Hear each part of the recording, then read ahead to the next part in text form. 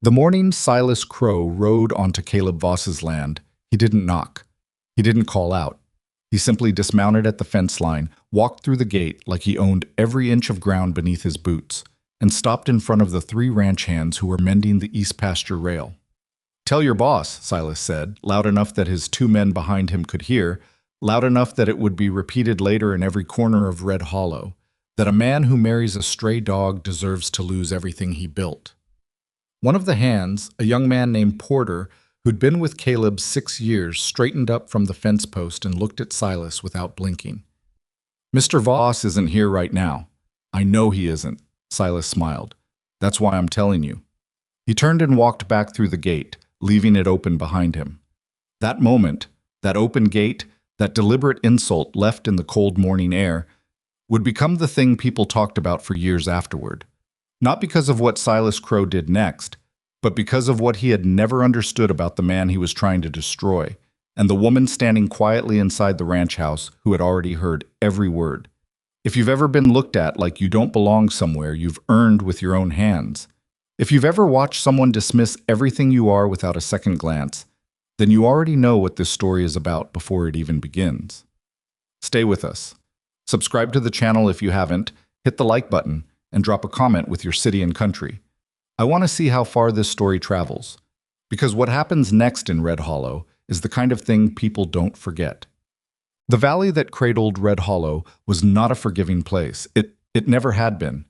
The land ran hard against the Bitterroot foothills, rocky and clay-dry in summer and brutal under snowpack from November through March, and the people who had stayed long enough to call it home had done so through stubbornness more than anything resembling grace. They were practical people, unsentimental about most things, and one of the things they had been most unsentimental about, for as long as anyone could remember, was Caleb Voss. Caleb had built the Voss Ranch from 40 acres of near-worthless scrubland that his father had purchased for back taxes and a bottle of rye. That was the story, anyway. The version people told new arrivals, usually with a slight shake of the head that was part admiration and part something harder to name. What they left out of that story was the decade of punishing work it had taken to turn those 40 acres into 320. The winters Caleb had worked through alone, the debts he'd quietly paid off, the 2 hired hands he'd kept on payroll through a bad season when other ranchers in the valley had let their men go without ceremony or apology. He was 41 years old, broad across the shoulders, with hands that looked like they'd been made for a different, rougher century. He didn't talk much in groups, which people in Red Hollow tended to read as arrogance, though anyone who'd spent real time with him knew it was closer to the opposite. Caleb Voss was a man who didn't speak unless he had something worth saying, and he'd simply noticed over the years that most conversations didn't clear that bar. The business with the daughters had started the previous spring. It had not been his idea. That was the first thing to understand. The 10 families, the Hargroves, the Bellamys, the Kents, the Prices, and 6 others whose names would matter later, had convened something that wasn't quite a meeting but functioned like one, held over 2 evenings at the Bellamy house under the pretense of discussing the upcoming cattle drive season. What they were actually discussing was Caleb Voss and the fact that a man with his land holdings and no wife and no heir was, as Daniel Hargrove had put it with his particular brand of tactless honesty, a problem waiting to happen. "If something goes wrong with him," Hargrove had said, "that land goes into probate. And if it goes into probate, Silas Crow starts circling." Everyone in the room had understood what that meant. Silas Crow had been circling the Voss land for 11 years. He'd made 2 offers, both reasonable on paper, both constructed in ways that would have left Caleb with cash and no leverage. And both times Caleb had declined without much explanation. Silas had not taken it well either time. A man like Silas Crow did not take things well when they didn't go in his direction. So the families had decided, in their roundabout way, that the solution was a wife. And since they were the families with daughters of appropriate age, they had each put forward a name. The introductions had been arranged over the course of 3 months. Each family had hosted a dinner or an afternoon gathering, or in the case of the Prices, an inexplicable outdoor picnic in 40-degree weather that Caleb had endured with stoic politeness before excusing himself after 40 minutes. He had been courteous to every woman he met. He had asked reasonable questions, listened carefully to the answers, and walked away from every single one of them without any stated intention of returning. People had begun whispering about it by August. By September, the whispers had sharpened into something closer to talk. The daughters themselves, for the most part, seemed more relieved than wounded, being passed over by a man that Sirius was not entirely a loss. But their fathers were a different matter. There was an insult in it that the men of Red Hollow found difficult to absorb. Caleb Voss had been given 10 options, all of them respectable, and he had chosen none of them. It suggested a standard that none of them could identify, which was, in its way, more offensive than any specific criticism. What no one knew, because Caleb hadn't told anyone and wouldn't until much later, was that his rejections had nothing to do with the women themselves. He had liked several of them. Margaret Hargrove was sharp and funny in a way she worked to conceal in polite company, and he'd respected that she didn't try to perform softness she didn't have. The youngest Price daughter, Clara, had talked knowledgeably about soil composition for 20 minutes at that freezing picnic, and he'd found himself genuinely interested in what she was saying. They were good women, capable women, but every conversation he'd had, every dinner and afternoon and awkward supervised walk, had carried the same undercurrent. This was a transaction. A reasonable, socially sanctioned transaction between families with aligned interests, dressed up in the language of courtship. The women knew it. He knew it. And somewhere in the gap between what was being said and what was actually happening, Caleb had kept waiting for something. He couldn't have named it exactly. That never arrived. He hadn't been looking for beauty. He hadn't been looking for family name or land or the social benefit of a well-connected marriage. He hadn't even been fully certain what he was looking for, which was part of why he'd agreed to the introductions in the first place. He found out on a Tuesday morning in October, when he rode the long way back from the north pasture and passed the turnoff to the Whitlock place. He'd known the property existed, everyone did, in the distant, unexamined way people know about things that don't touch their daily life. The Whitlock land was 12 acres at the far eastern edge of the valley, up against the tree line where the terrain got uneven and the soil turned thin. It had belonged to a man named Eli Whitlock, who had come to Red Hollow about 15 years back, built a small house, kept mostly to himself, and died of a fever 4 winters ago, leaving the property to his daughter. The daughter was Mara. Caleb had seen her twice before, once at the general store in town, once at the edge of the market during the fall trading days, and both times she had conducted her business quickly and left without stopping to talk to anyone. He'd registered her the way you register someone moving through the peripheral edge of a day that has other demands on it. A quiet woman, practical looking, not someone who appeared to need anything from the town or expect anything from it either. That Tuesday morning, he didn't stop at the turnoff. He rode on, but he thought about it. He thought about the way she'd handled herself at the market, not the particular details of it, which he could barely recall, but the quality of her presence. The sense that she was someone who occupied her space without making noise about it.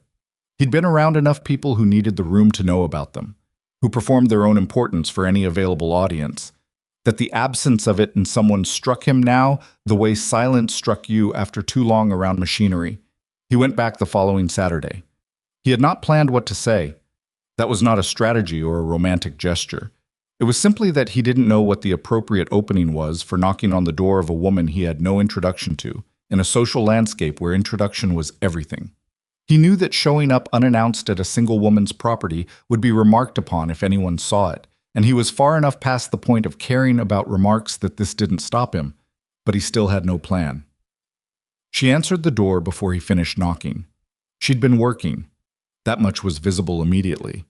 Her sleeves were rolled to the elbow despite the October cold, and there was a smear of something dark across the back of her right hand that looked like axle grease.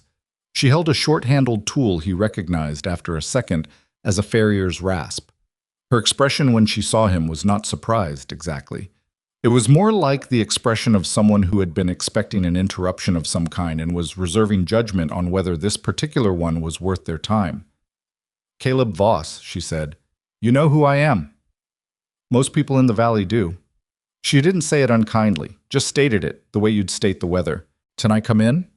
She looked at him for a moment.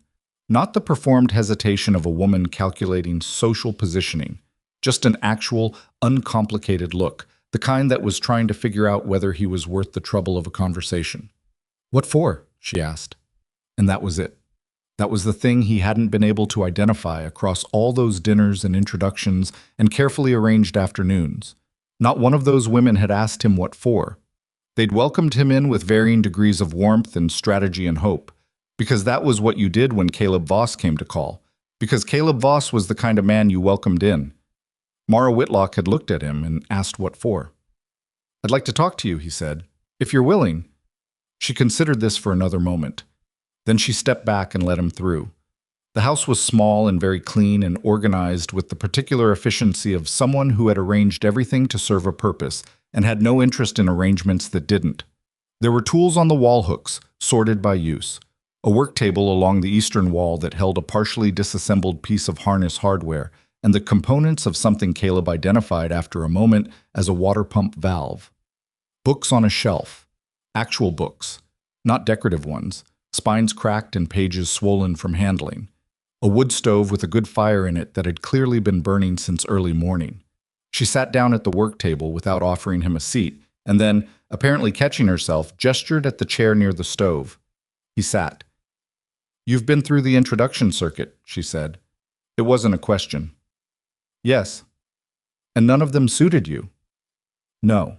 She turned the farrier's rasp over in her hand, not working with it, just holding it.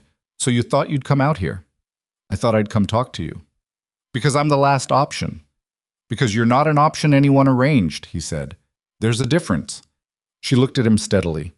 He had the sense that she was accustomed to people either looking away from her or looking at her with something loaded in the look.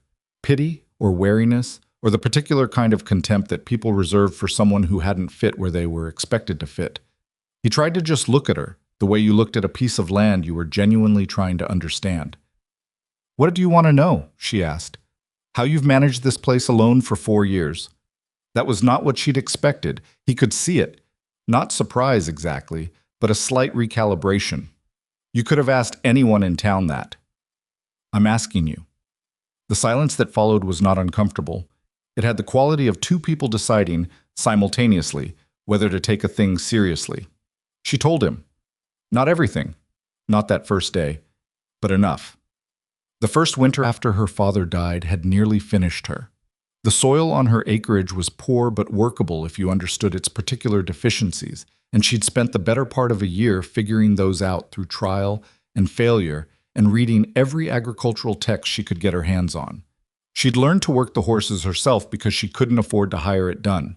She'd learned the water table on her property intimately, out of necessity, tracking the seasonal shifts in the springs and identifying where moisture moved underground through the root systems of the trees at the edge of her land. She talked about all of it the way someone talks about technical problems they have solved. Not with pride, not with performance, just with the matter-of-fact clarity of someone accustomed to being the only person in the room who needed to understand something. Caleb listened without interrupting. When she finished, he sat for a moment. "Do you know the terrain north of the Bitterroot line?" he asked. "Above the tree line where it flattens out before the second ridge?" She looked at him carefully. "Some of it." "Why?" "Because I've been trying to figure out where the water goes in late summer when the creek drops. I think there's a secondary drainage path up there that I haven't been able to locate." "There is," she said. "It cuts east toward the Crow property boundary and then drops into an underground channel. I found it 3 summers ago." He stayed another hour. He came back the following Wednesday. By the third visit, he had made up his mind. Not in a dramatic fashion, not with a speech or a declaration. He simply knew, the way you know when a solution to a problem you've been working on quietly clicks into a shape that makes sense. Mara Whitlock was not who anyone in Red Hollow would have chosen for him. She was not who he would have described if someone had asked him to describe what he was looking for, because he hadn't known how to describe it. But she was exactly the thing he'd been waiting for and hadn't had a name for. He asked her on the 4th visit, directly, without preamble, because he'd learned already that preamble was not something she had patience for. "I'd like you to come to the ranch," he said. "As my wife, if you're willing. Not because of the land, not because of what it would look like, because I think we'd be useful to each other, and I think there's more to that than most people give it credit for." Mara set down the tool she was holding. "That's not exactly a romantic proposal," she said. "No," he agreed. She was quiet for a long moment. He didn't try to fill it. "I'd want to know the terms," she said finally. Of the arrangement. What's mine? What's shared? What happens if it doesn't work? That's fair, he said. I'll have it put down in writing if you want. She looked at him with that same direct, weighing look he'd gotten at the door on his first visit. You're not what people say you are, she said. Neither are you, he said. She said yes. The news reached Red Hollow before Caleb did. He wasn't certain how. Small valleys had their own communication systems, faster than telegraph and less accurate, running on the fuel of other people's astonishment. But by the time he rode into town to file the necessary paperwork with the county clerk, the story had already been through 3 versions, each more incredulous than the last. He had turned down the Hargrove girl. He had turned down the Bellamy girl. He had sat across the table from 10 women whose families ran the backbone of Red Hollow's social and economic structure. And he had quietly declined every single one of them. And he had chosen Mara Whitlock, the woman who lived out past the East Tree Line, the woman whose father had died owing 2 people money he never paid back, the woman who hadn't attended a church service or a town social or any event of collective significance in 4 years, the woman people described, when they described her at all, with words like odd and solitary and strange, as if these were moral failings rather than simply the qualities of a person who had decided that belonging to Red Hollow was not worth the price Red Hollow charged for it. The laughter started at the feed store. Caleb heard it when he was leaving. Not directed at him, not quite, but not entirely hidden either. 2 men talking in the way men talk when they want you to know they're talking about you. He didn't stop. He didn't turn around. He rode home. Mara was in the north pasture when he got back, walking the fence line with the careful attention of someone cataloging what needed repair. She'd arrived that morning with 1 trunk and a crate of books and a horse. She'd clearly put serious work into conditioning. She hadn't asked for help unloading any of it. He stopped his horse at the edge of the pasture and watched her for a moment. This woman who had said yes to an unusual question for reasons he suspected had less to do with him specifically and more to do with the fact that she'd run out of options that didn't require her to be smaller than she was. That was all right. He hadn't married her because she needed rescuing. He'd married her because she was the first person in Red Hollow who had asked him what for. She looked up and saw him watching. The northeast corner post is rotted through, she called across the pasture. You'll lose that section of fence before spring if you don't replace it. I know, he called back. I've been getting to it. You should get to it faster, she said, and went back to her inspection. He dismounted. He didn't know yet what the winter would bring. I didn't know about the crops that would fail, the cattle that would go missing, the blizzard that would come down off the Bitterroot Range and cut the valley off from the outside world for 11 days. He didn't know about Silas Crow and the open gate and the things that would be said in the months ahead. He knew the northeast corner post was rotted through. He went to get the replacement timber. The northeast corner post took 2 days to replace properly. Caleb had expected to do it alone, the way he'd done most things on the ranch for the better part of a decade. On the first morning, he loaded the replacement timber onto the flatbed, hitched the draft horse, and drove out to the fence line before the sun had fully cleared the ridge. He found Mara already there. She had a post-hole digger in her hands and had already broken the frozen crust of the ground around the rotted post's base. She was not making quick work of it. The earth was hard and the digger kept catching on rock. But she was making steady work of it, which was different. You don't need to do that, he said. The ground's harder than it looks, she said, not stopping. If you start the new post without clearing the old root structure, it'll lean by spring. He stood there for a moment, then got down from the flatbed and picked up the other digger leaning against the fence rail. They worked side by side without talking much. That was the first thing Caleb noticed about working with Mara. She didn't fill silence with noise. Most people, when they were uncomfortable or uncertain, manufactured conversation. Mara simply worked, and the silence between them was the practical silence of 2 people doing a job, not the strained silence of 2 people who had run out of things to say. They got the post set by mid-afternoon. Mara tested the alignment with the level she'd brought from her trunk without being asked, found it a 1/4 inch off, and they reset it. When it was done, she stood back and looked at it with the expression of someone checking a column of figures, not admiring a finished product. That'll hold, she said. Yes, he said. They walked back to the ranch in the cooling late afternoon light, and that was the second day of Mara Whitlock living at the Voss Ranch. The town's opinion arrived faster than the cold did. It came through Porter first, who had the particular bad luck of being the most sociable of Caleb's hands, and therefore the one most likely to pick up what was circulating in Red Hollow when he went in for supplies. He came back from a Thursday run with a careful look on his face that Caleb recognized as the look of a man carrying something he'd been told not to carry.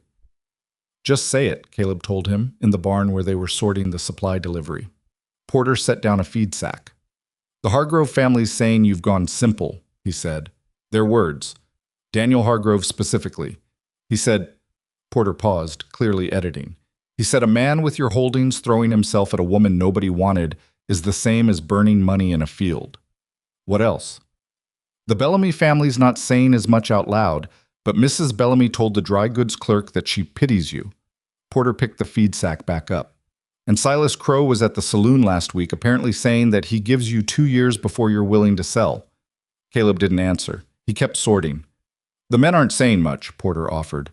"Most of them figure it's your business. Holt thinks you're crazy, but he's thought that since the thing with the river easement anyway. Where does Mara stand in all of this?" Porter's expression shifted into something more complicated. "I think they're saying worse things about her than about you," he said. "I didn't hear all of it, but what I heard wasn't kind." Caleb had known this.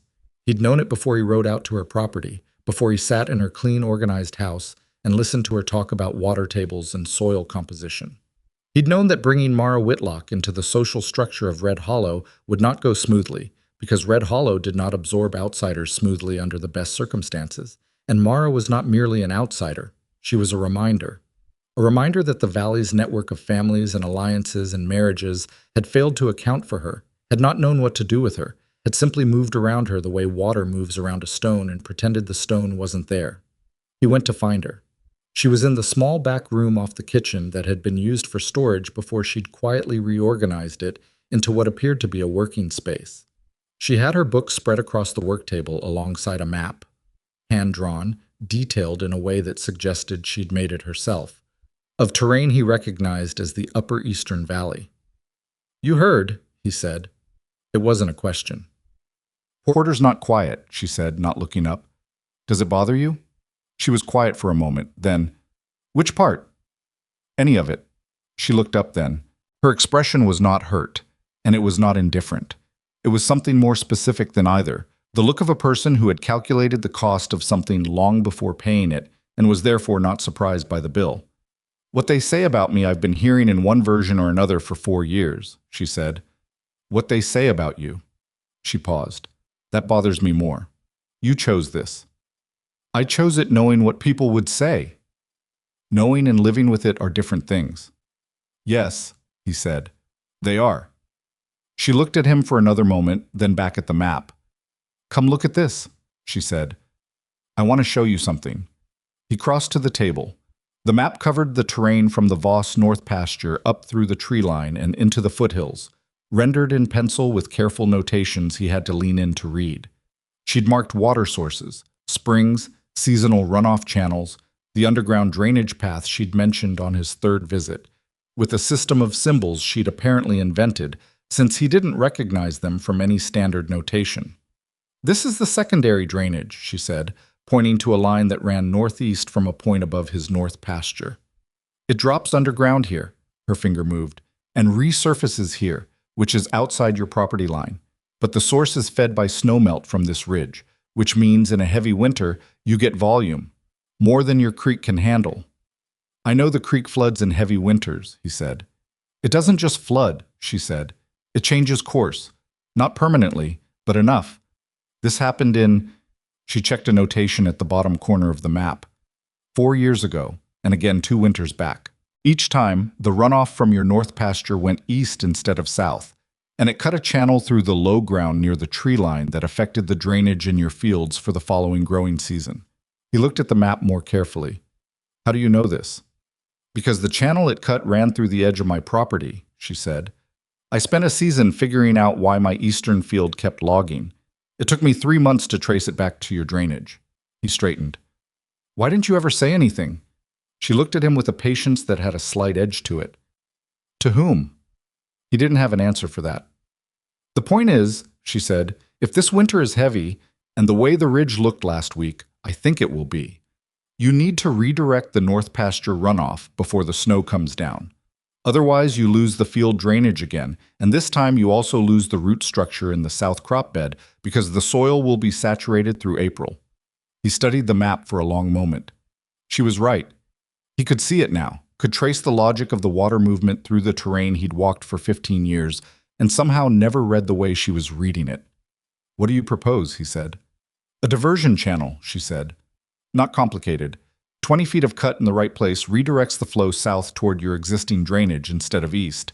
If we do it before the ground freezes solid, it'll hold." "We have maybe 3 weeks," he said. "Then we should start Monday," she said. That was the beginning of the first real argument they had, which was not about the diversion channel itself, but about labor. Caleb wanted to hire 2 extra men to speed the work. Mara thought it was a waste of money they could use elsewhere. They sat at the kitchen table for an hour going back and forth about it, neither of them raising their voice, both of them entirely unwilling to concede, until Caleb said with some frustration, "I've been running this ranch for 15 years. I think I understand my own budget." And Mara said, with the flat evenness of someone stating a fact rather than winning a point, "Then you understand that if the crop drainage fails next spring, the cost of recovery is 4 times what 2 extra hands would cost you now." He hired 1 extra man. She accepted this without comment. The diversion channel took 8 days. They worked alongside Porter and the hired man and the ranch's 2 other hands, Decker and Cole, who were experienced workers but who handled Mara with the careful wariness of people unsure what to make of a woman who knew as much about the land as she appeared to know and who gave instructions without asking permission first.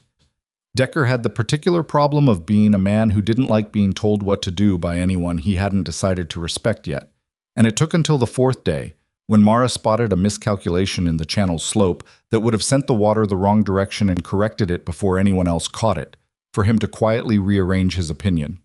He didn't say anything about it. Neither did she. But after that, when she said something about the work, he listened without the slight delay he'd been using before. The town did not improve. The dinner invitation from the Hargroves was not extended. The Bellamys, who had been in the habit of sending seasonal gifts to the Voss ranch, a practice more about maintaining good relations with a powerful neighbor than about genuine warmth, did not send anything that November. When Caleb and Mara went into Red Hollow together for the first time, to the general store and the post office, they moved through a current of looks and not quite whispers that Caleb felt with an unfamiliar physical discomfort, like a change in air pressure.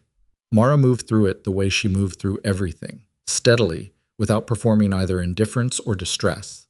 She bought what she needed at the store, spoke politely to the clerk, and did not acknowledge the 2 women across the room who had stopped their conversation and were watching her with the poorly concealed attention of people who had already decided what they were looking at. Outside, loading the supply crate into the wagon, Caleb said. "You've had practice at that." "At what?" "Not reacting." She considered this for a moment, hands on the crate. "I used to react," she said, "when I first came back here after my father died. I thought if I explained myself enough, if I was visible enough in the right ways, people would—" She stopped. "It didn't work, so I stopped trying." "Came back?" he said. "I didn't know you'd left." She was quiet for a second in the way that meant something was being considered, evaluated, measured for what it was safe to say. "I left when I was 16, she said. "I was gone for almost 4 years. He waited. "I'll tell you about it sometime," she said. "Not today." He didn't push. He was learning that with Mara, pushing was the surest way to close a door that would have opened on its own if you gave it time. The winter came in hard in early December, the way she'd predicted. Not immediately disastrous, just heavy, steady, relentless, the kind of cold that settled into the valley and made itself at home.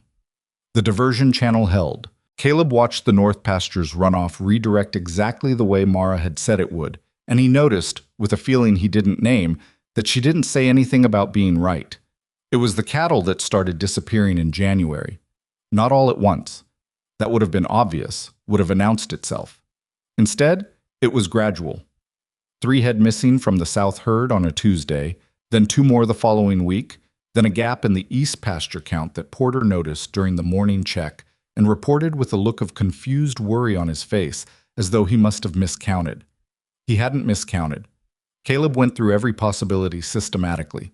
predators. He found no sign, no tracks, no carcasses. Fence breaches. He and Decker walked every line of the perimeter and found nothing that would have let cattle through. Rustling, possible, but rustling at that scale required organization, and Red Hollow was a small valley where organized rustling was the kind of thing that left traces. He said nothing to anyone in town. Not yet.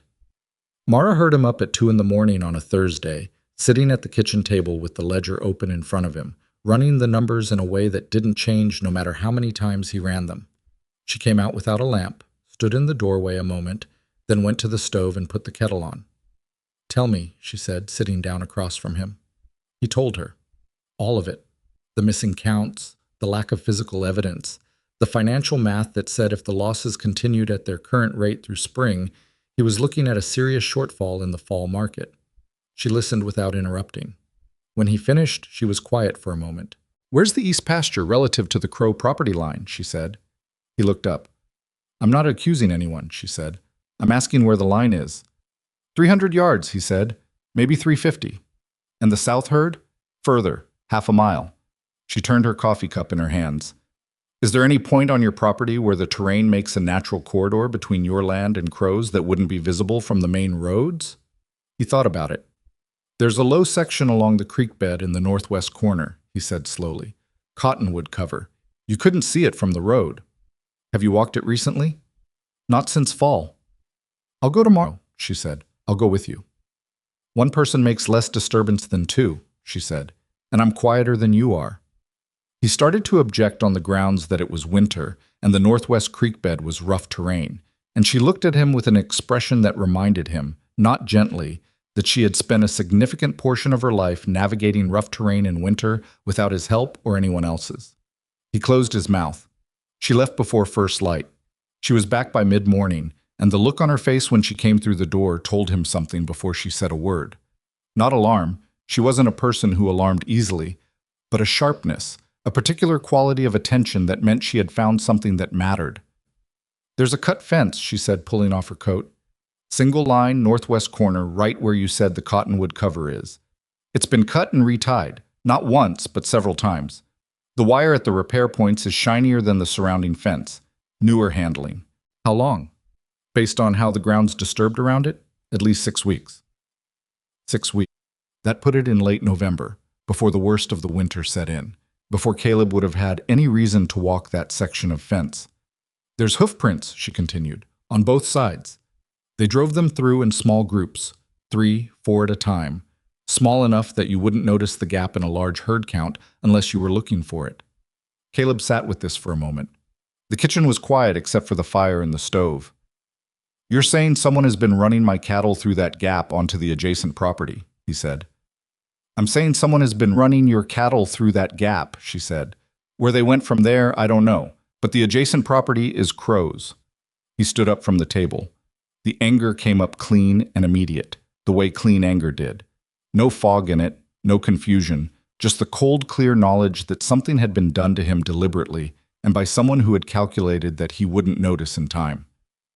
"I need to wire the county sheriff," he said. "Wait," Mara said. He stopped. "If you wire the sheriff today, Silas Crow knows within 24 hours that you've noticed," she said. "He'll move the cattle, or he'll have moved them already, and there'll be nothing on his land to find." "Then what do you suggest?" "Documentation," she said. "First. The fence, the tracks, the timing. We need it all written and witnessed before anyone outside this ranch knows we've found it. That takes time." 2 days, she said. "We can have it in 2 days." He looked at her for a long moment. She was right. He knew she was right, and he knew it with the particular frustration of a man whose instinct was to act, and who was being told, correctly, that acting immediately would cost him the thing he was trying to protect. 2 days, he said. They spent those 2 days carefully. Mara went back to the northwest corner with paper and a measuring line and documented the fence cut in enough detail that a person who'd never seen it could reconstruct exactly what had happened. She sketched the terrain, noted the hoof patterns, measured the gap in the wire at each repair point. Caleb went through his cattle records going back 4 months and marked every count, every gap, every date. Porter witnessed both sets of documentation and signed his name to them, which he did with the steady hand of a man who understood the weight of what he was putting his name on. On the evening of the second day, Mara sat at the kitchen table with all of it spread in front of her, organizing it into a sequence that told a story a sheriff could follow. Caleb sat across from her, watching her work. There was a lamp between them, and outside the wind was picking up, rattling the kitchen window in its frame, and he had the peculiar sensation of sitting inside something solid, while the world outside tried to shake it loose. "You've done this before," he said. "Organized evidence." She didn't look up. "Not like this, but something like it." A pause. "I told you I left when I was 16, she said, still not looking up. "You said you'd tell me sometime." She set down her pencil. She looked at her hands for a moment. There was that dark line under her thumbnail again, the permanent trace of outdoor work that never quite came out. And then she looked at him. "My father brought me to Red Hollow when I was 12, she said. "Before that, we were in the territories, moving around. He wasn't a bad man, but he wasn't a careful one, and we ended up in places that—" She paused. "When I was 16, he got into a land dispute with a man who had more money and more connections. It wasn't a fair fight. We lost the property we'd been working for 3 years." "What happened?" "I went back east," she said. "I had an aunt in Pennsylvania. I spent 4 years there, working, saving. I learned whatever anyone would teach me. The aunt was a practical woman. She didn't have patience for anything that wasn't useful." She almost smiled, not quite. "It was the best education I've ever had." "Then you came back." "My father was sick, and I—" She stopped, started again differently. "There wasn't anything left for me in the East either, so I came back. He died that winter." She picked up the pencil again. "The land was already in my name. He'd done that much." She went back to the documentation. Caleb sat with what she'd told him. Not the facts of it, which were straightforward enough, but the texture of it. A 16-year-old girl going east alone, 4 years of learning whatever anyone would teach her.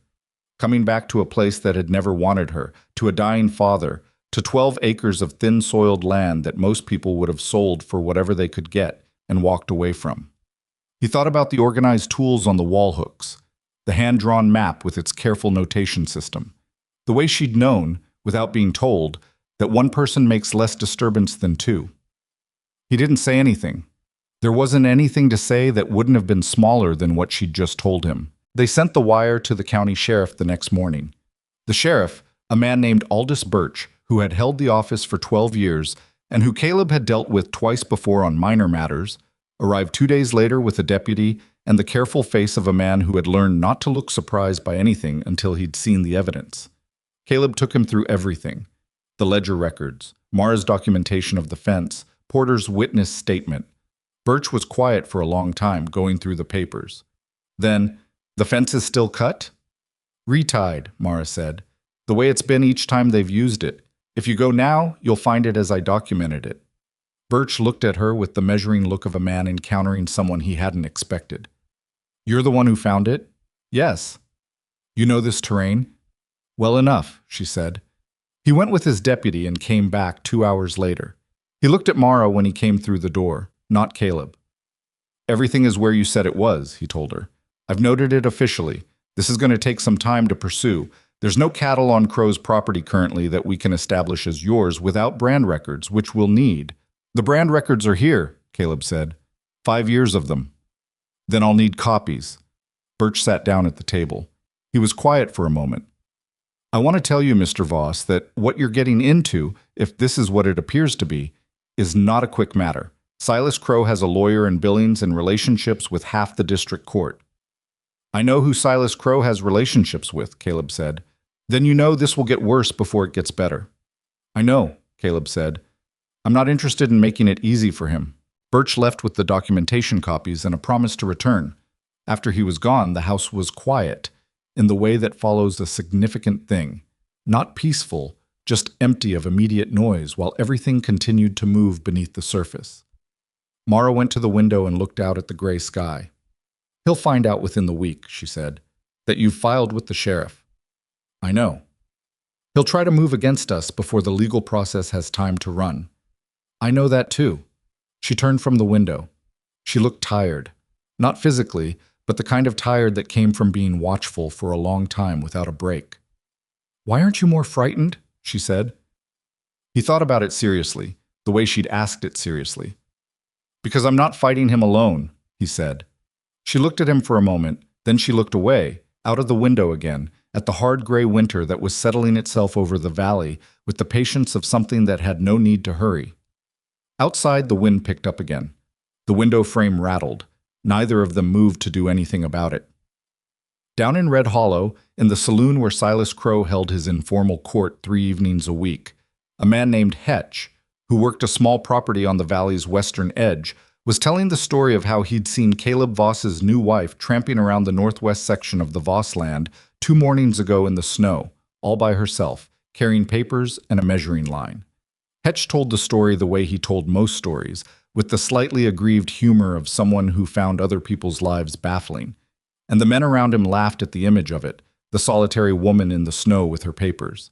Silas Crow did not laugh.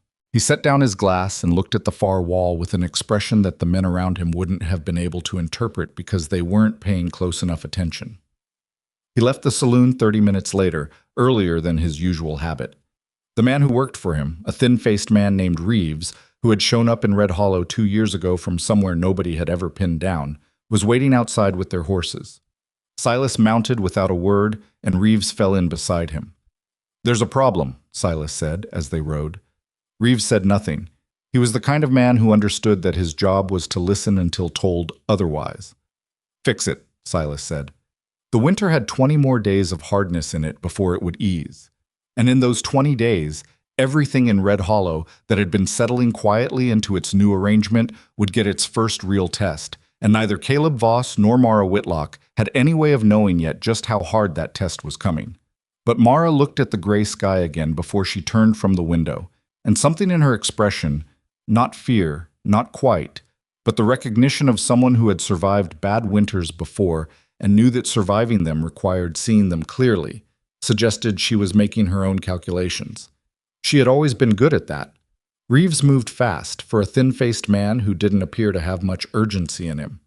Within 3 days of Silas leaving the saloon early, 2 things happened that Caleb could not immediately connect to each other. The first was that Porter came back from a supply run with the news that the feed store had suddenly decided it couldn't extend credit to the Voss Ranch for the spring order, a credit arrangement that had been in place for 7 years without interruption. The second was that Decker found the gate on the south pasture open one morning, the kind of open that didn't happen by accident, and 4 of the remaining herd had wandered out onto the road in the dark and had to be recovered from half a mile away before first light. Neither thing was catastrophic on its own. Together, they had the pattern of something deliberate, not a confrontation, which Silas Crow apparently wasn't ready for yet, but a pressure. A series of small frictions applied consistently, designed to wear down a man's resources and his patience before the larger blow landed. Caleb told Mara about the feed store credit over supper. She listened without reacting, and then she asked, "Who owns the feed store?" "Harmon Price." "Why?" "Because Harmon Price sold a section of his Eastland to Silas Crow 2 years ago," she said. "I remember hearing about it. The price was unusually good for that parcel." Caleb set down his fork. He hadn't known that. He should have known that. "You've been paying attention to things I haven't been paying attention to," he said. "I've been outside the town's notice for a long time," she said. "People talk around someone they've decided doesn't count. I heard a great deal." This was not something he'd considered, that Mara's years of deliberate invisibility in Red Hollow had functioned not just as a survival strategy, but as a kind of intelligence. She had sat outside the social structure for so long that she had watched it from the outside, which was the only angle from which you could see the whole shape of it. "Who else has Crow got connections with in town?" he said. "I'll write you a list," she said. She did. It took her 20 minutes, and when she handed it to him, he read it twice in silence. 6 names. 2 of them surprised him. One of them surprised him considerably. "Judge Farrow?" he said. "They hunt together," Mara said. "Every October, have for 8 years. The county judge. The man who would hear any legal proceeding involving the stolen cattle." Caleb put the paper down on the table and looked at the wall for a moment, working through the implications. "Birch doesn't know about the Farrow connection," he said. "Probably not," she said. "Or if he does, he's navigating around it carefully." I need to wire the territorial court, he said. Get this in front of someone who isn't inside Crow's circle. That'll take time we may not have, she said. And money. I know. And Crow will know we've escalated the moment we do it. I know that too. He looked at her. Do you have a better idea? She was quiet for a moment. Not better, she said. Just more immediate. Birch is honest. Whatever else he is, he's honest. And he knows you've got documentation. If we can get him to file a preliminary notice with the territorial office before Crow has time to move against it, she paused. It creates a record. An official record that exists before anyone has a chance to make it disappear. Can we get Birch to move that fast? I don't know, she said, but we could ask him directly. They rode to the sheriff's office the next morning, which was a Thursday, which was the day the blizzard started. It didn't announce itself as a blizzard at first. It announced itself as clouds, the particular dense gray-white clouds that came off the Bitterroot Range with a weight to them that people who'd wintered in the valley long enough recognized instinctively, the way an old dog recognized thunder before the sound arrived. Mara looked at them when they rode out and said nothing, but she urged her horse faster than she'd been riding. They made it to town. Birch was in his office, which was warm and smelled like bad coffee and pine resin from the wood stove, and he listened to what they had to say about Judge Farrow with an expression that went through 3 distinct changes before settling into something resolute and tired. I know about Farrow and Crow, he said. I've known for 2 years. Then why didn't you? Caleb started. Because knowing and being able to do something about it are different things, Birch said, which was nearly the same thing Mara had said to Caleb weeks ago. And Caleb had the uncomfortable experience of hearing his own situation reflected back at him from another angle. What I can do is what your wife is suggesting. I can file the preliminary notice today. I have the authority to do that without Farrow's involvement, and once it's in the territorial record, it can't be quietly made to not exist. Then do it, Caleb said. Birch looked at Mara. The documentation you prepared, he said. Is there a copy here, or… I brought it, she said, and took a folded set of papers from inside her coat. Birch took them with the look of a man reassessing something. You came prepared to do this today. I came prepared for whatever was necessary, she said. He filed the notice that afternoon. By the time he was done, the snow had been falling for 2 hours and the wind had shifted to come down hard from the northwest, which was the direction that meant it wasn't stopping anytime soon. They should have ridden back immediately. Caleb knew it, and Mara knew it, and they were halfway out of town before the visibility dropped to the point where he could see she was calculating the distance against the worsening conditions. He was doing the same calculation. The Decker farm is closer than the ranch, he said.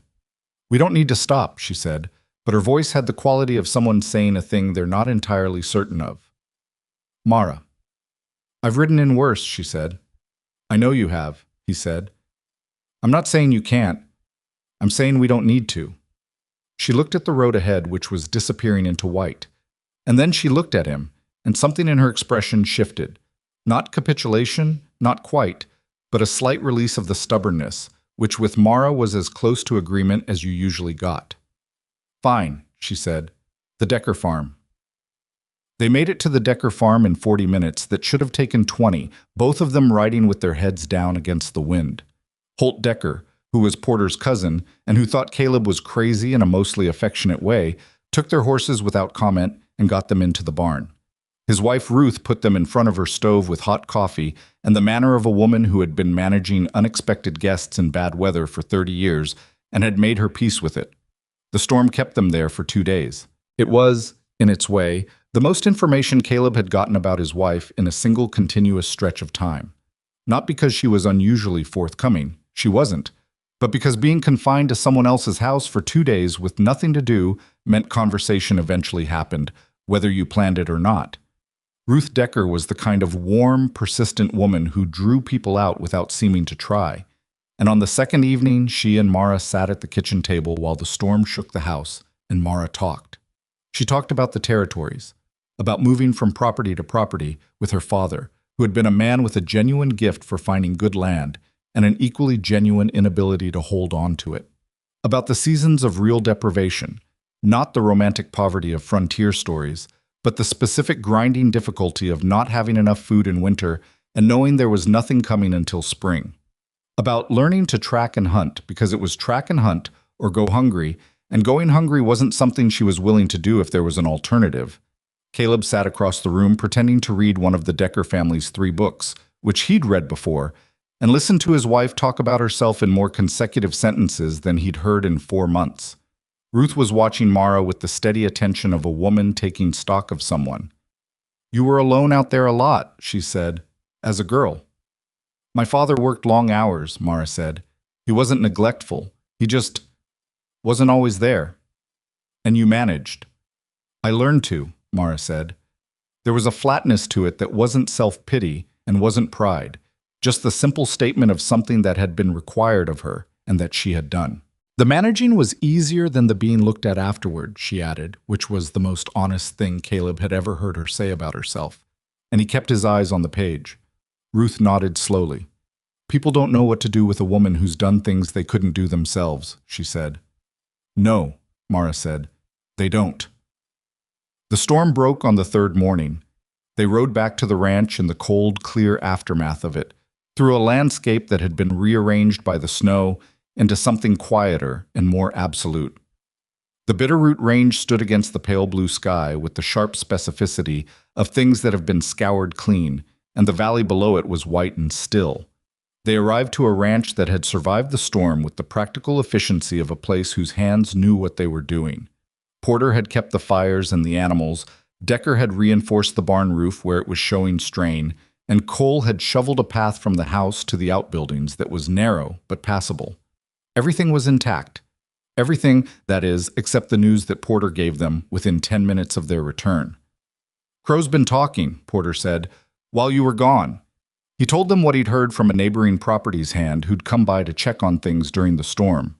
Silas Crow had used the 2 days of the blizzard, when half the valley was sheltering in place, and people had nothing to do but talk, to circulate a story.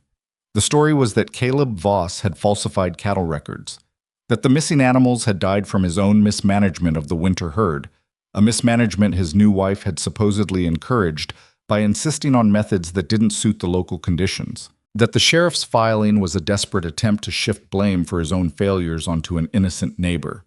It was a good story. That was the part that made Caleb's jaw tighten when Porter finished telling it. Not the lie itself, but how well constructed it was. It took the facts and rearranged them with the skill of someone who'd thought carefully about what an audience would want to believe. And the audience in Red Hollow had already been primed. Caleb had rejected their daughters. He had married a woman they'd decided was strange and unwanted. They wanted him to be wrong about her. Silas Crow had given them a version of events that let them be right. "How much has it spread?" Mara asked.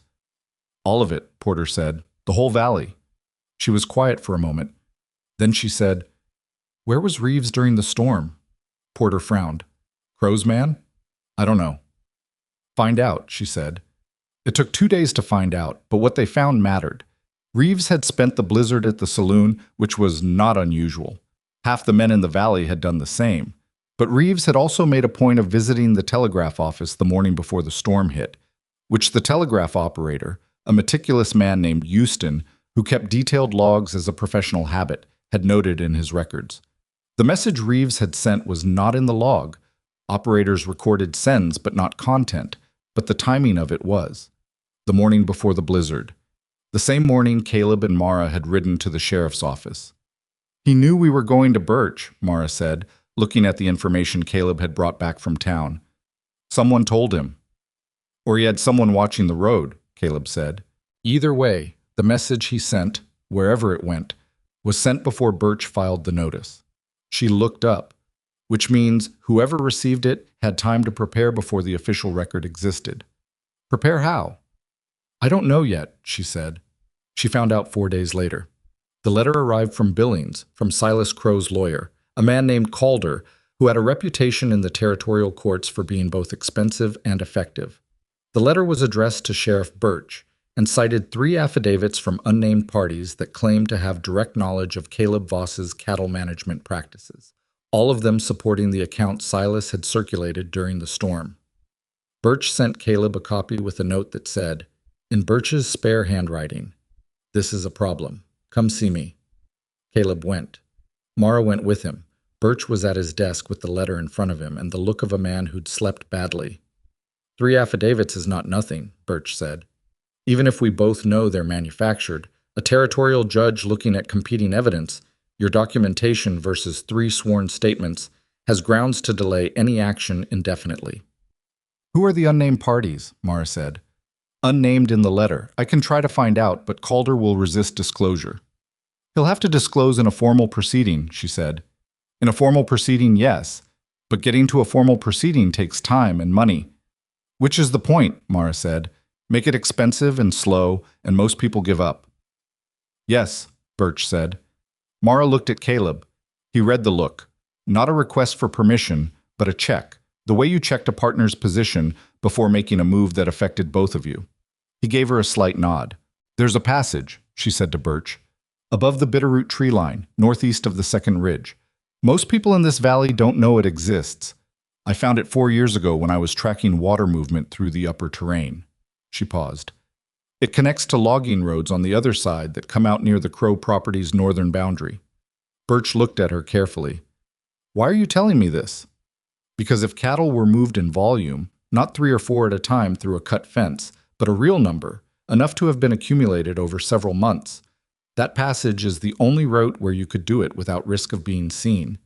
She put her hands flat on the desk. And because the passage isn't on any surveyed map of this valley, which means Silas Crow either knows about it or he doesn't. If he does, his operation is more organized than what you're looking for. If he doesn't, you'll find the evidence you need on the other side of that ridge before he has any reason to move it. The room was quiet for a long moment. You'd have to guide us, Birch said. I don't have a man who knows that terrain. I know that, she said. It's February, he said. That's a hard ride in February. I know that too, she said. Caleb said, I'll go with her. No, she said immediately, not looking at him. Mara, you need to be here, she said. If Crow moves against the ranch while the sheriff is gone with me, there needs to be someone here with standing to respond. She looked at Birch.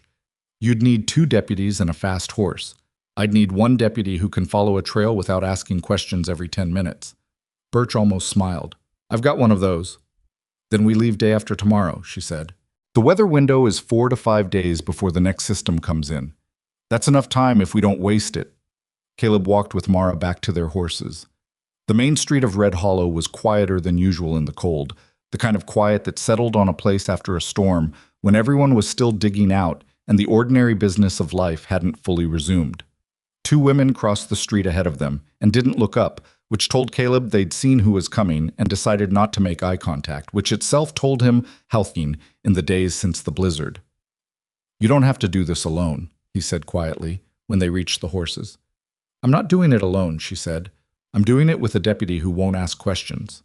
She untied her horse. You can't come because I'm right about why you need to stay, and you know I'm right. That doesn't make it easier. She paused with her hand on the saddle and looked at him. It was the look he'd learned over these months, the one where she was deciding whether something was worth saying out loud versus keeping it in the place inside herself where she kept most things. I've been in worse situations than this, she said, alone, with less preparation and less at stake. She mounted. This is not that. He believed her. That was the thing. He genuinely believed her, not because he needed to in order to feel better, but because he knew by now that Mara Whitlock did not say things she didn't mean. She wasn't reassuring him. She was stating a fact. She and Birch's deputy, a solidly built man named Trace, who had the economy of movement of someone who'd spent years outdoors and knew how to conserve energy over long distances, left 2 mornings later before dawn. Caleb stood in the yard and watched them go, which was one of the harder things he'd done in recent memory. Not because he doubted her, but because standing still when someone you'd come to rely on rode into difficult country was its own particular kind of hard. He went back inside and ran the ranch. They were gone for 3 days.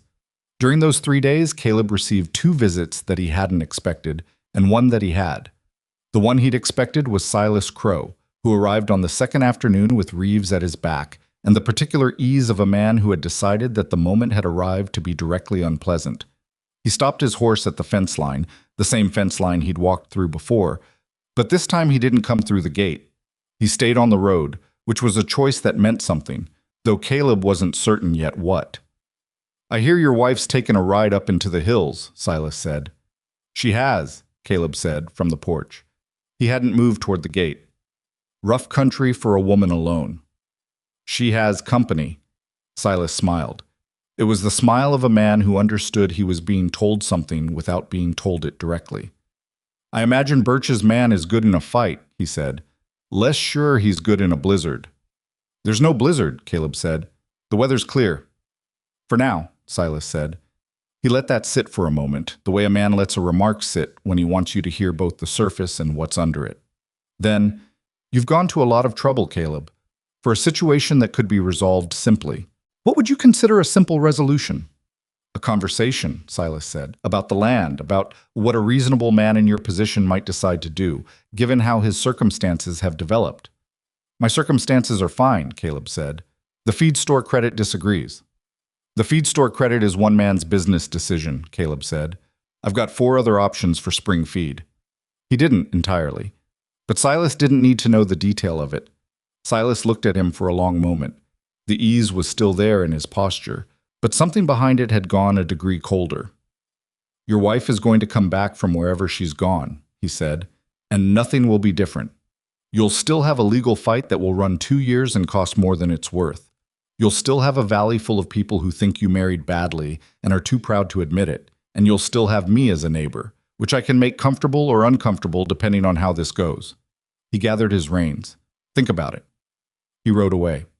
Caleb went inside and sat at the kitchen table and did not think about the offer, because the offer was not something he was going to accept, and thinking about it was therefore not useful.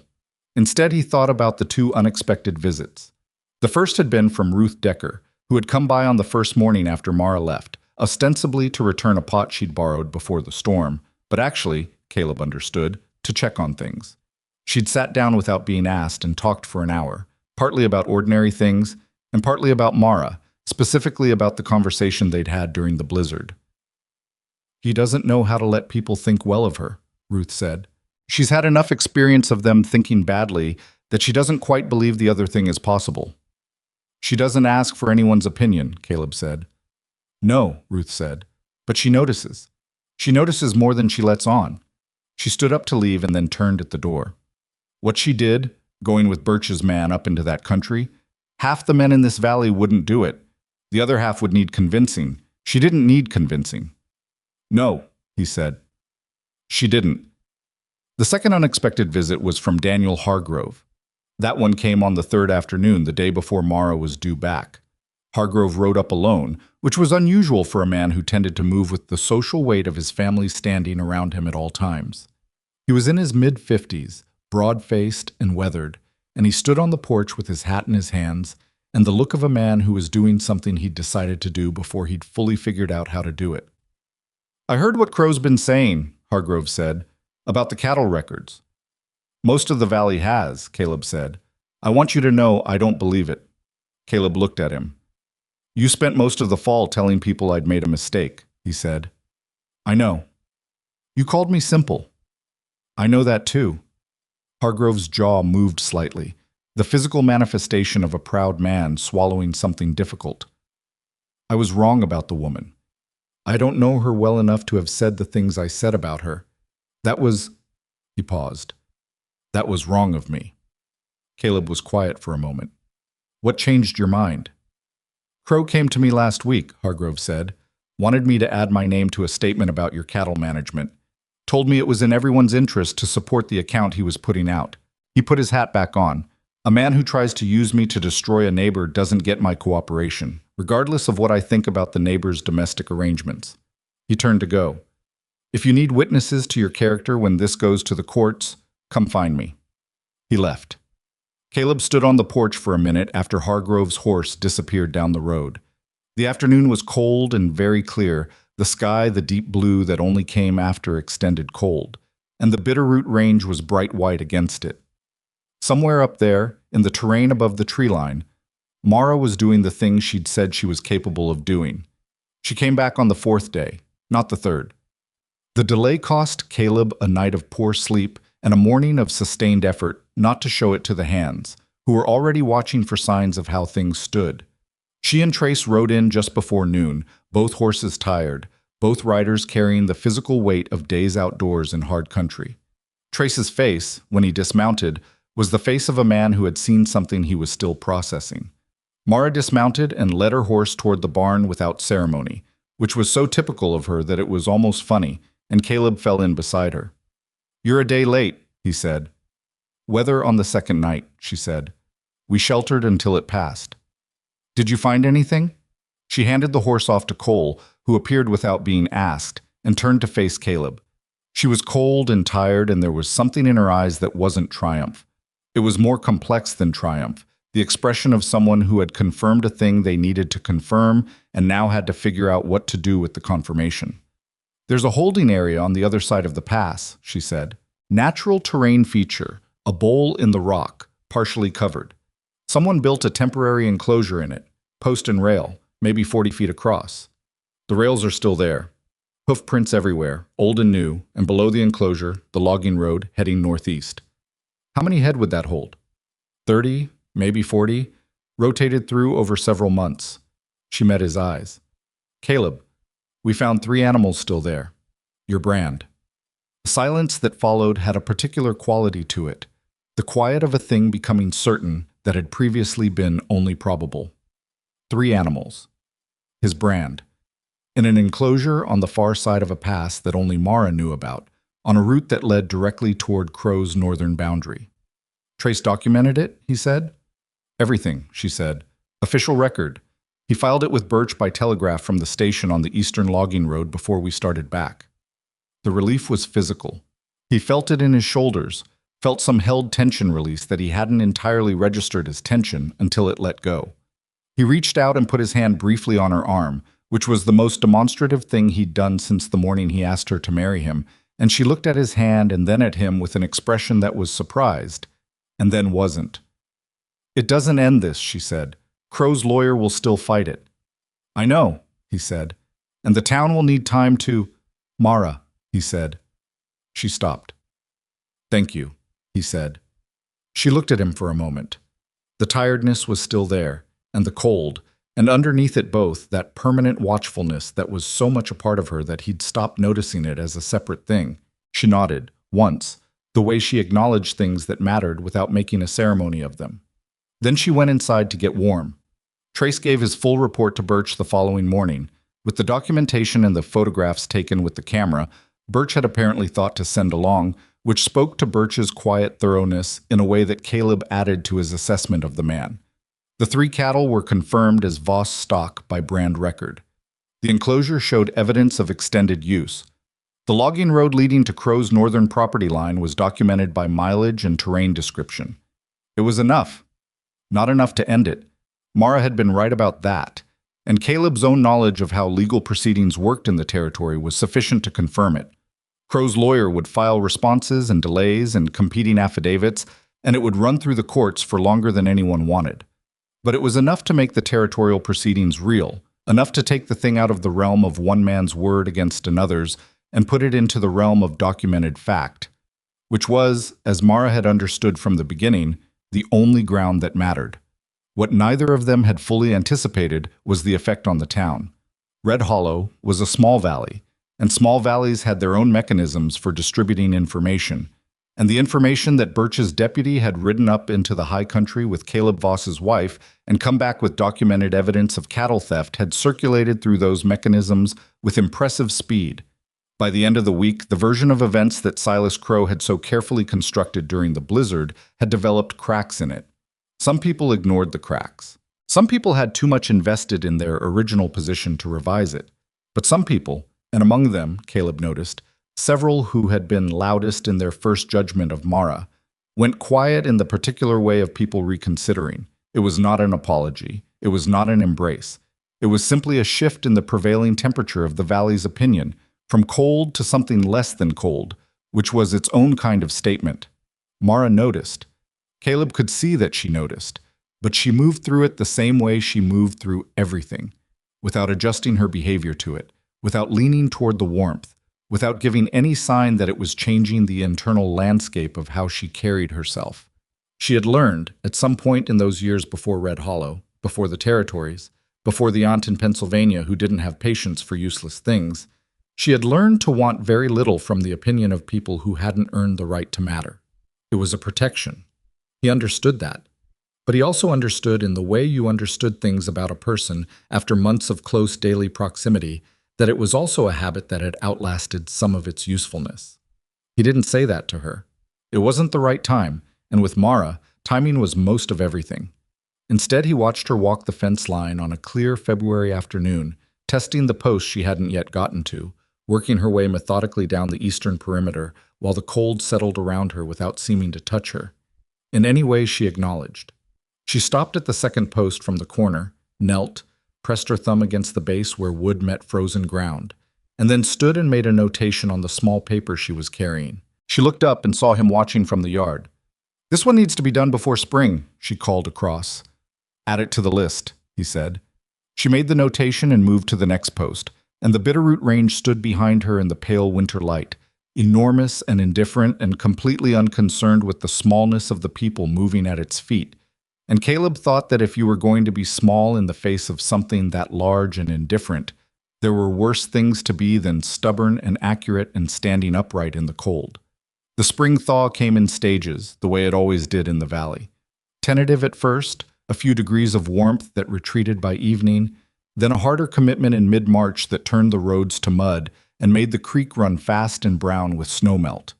The Voss Ranch came through the winter in better shape than Caleb had expected, which was partly luck and partly the diversion channel that had protected the field drainage exactly as Mara had predicted it would. The south crop bed was intact. The cattle count, what remained of it, was healthy. There was work to do. There was always work to do. But the ranch was standing, and that was more than some people in the valley could say. Silas Crow's lawyer had filed 2 responses to the territorial proceedings by the end of February. Both were what Birch had predicted: delays, technical objections, a challenge to the admissibility of Trace's field documentation on procedural grounds that Caleb's own lawyer, a careful man named Whitfield who worked out of the county seat, described as weak but time-consuming. The legal process had its own rhythm, slow and grinding, and there was very little any of them could do but maintain their documentation and wait for it to move. What nobody had fully predicted was Reeves. The thin-faced man who had worked for Silas Crow for 2 years disappeared from Red Hollow on a Tuesday in late March, quietly and without apparent notice, and was simply not there when people looked for him the following week. His rented room at the boarding house was cleaned out. His horse was gone. He told no one he was leaving and left no forwarding information with anyone in town. Mara heard about it from Ruth Decker, who heard it from the boarding house owner, who heard it from the telegraph operator Houston, and she came back from Ruth's with a look on her face that she carried into the kitchen and sat with for a full 10 minutes before she said anything. "Reeves is gone," she told Caleb when he came in from the barn. He'd already heard. Porter had mentioned it at midday. "What do you make of it?" "Either Crow cut him loose to reduce his own exposure," she said, "or Reeves made a decision that working for a man who's now under territorial investigation was not a safe long-term position." She turned her coffee cup in both hands. "Either way, it means Crow's legal strategy isn't working as well as he thought it would, or he's clearing the ground for something else." "Clearing the ground how?" "I don't know yet," she said. That particular not knowing had a different quality than Mara's usual patience with incomplete information. She wasn't comfortable with it. He could see that in the slight tension around her eyes, the way she looked at the map on the work table without actually studying it, which was what she did when she was thinking about something she didn't have enough pieces for yet. He found out what the pieces were for 10 days later, when Whitfield rode up from the county seat with papers and an expression that said he'd ridden fast, and the papers explained why. Crow had filed a land claim. Not against the Voss Ranch directly. That would have been too obvious, too easily challenged. He'd filed against a 60-acre parcel on the northern boundary of Caleb's property, claiming an old survey discrepancy that he said placed that section outside the boundaries of the original Voss land grant. The claim cited a survey conducted in 1871, before Caleb's father had purchased the land, that allegedly showed the boundary running 30 yards further south than the current markers indicated. "It's a manufactured claim," Whitfield said, sitting at the kitchen table with the papers spread in front of him. "The 1871 survey he's citing doesn't match any record in the county office. But he's not trying to win it cleanly. He's trying to create a competing legal question that ties up your entire northern boundary in dispute while the cattle theft proceedings are running, which means we can't sell, can't develop, can't use that section for anything, Caleb said. And any buyer who looked at the ranch would see a legal cloud and walk away. That's correct, Whitfield said. Mara was looking at the claim documents with the careful attention she gave to things that required careful attention. She read in silence for 2 minutes while the men waited. Then she set the paper down and tapped the survey date with one finger. The 1871 survey, she said. Who conducted it?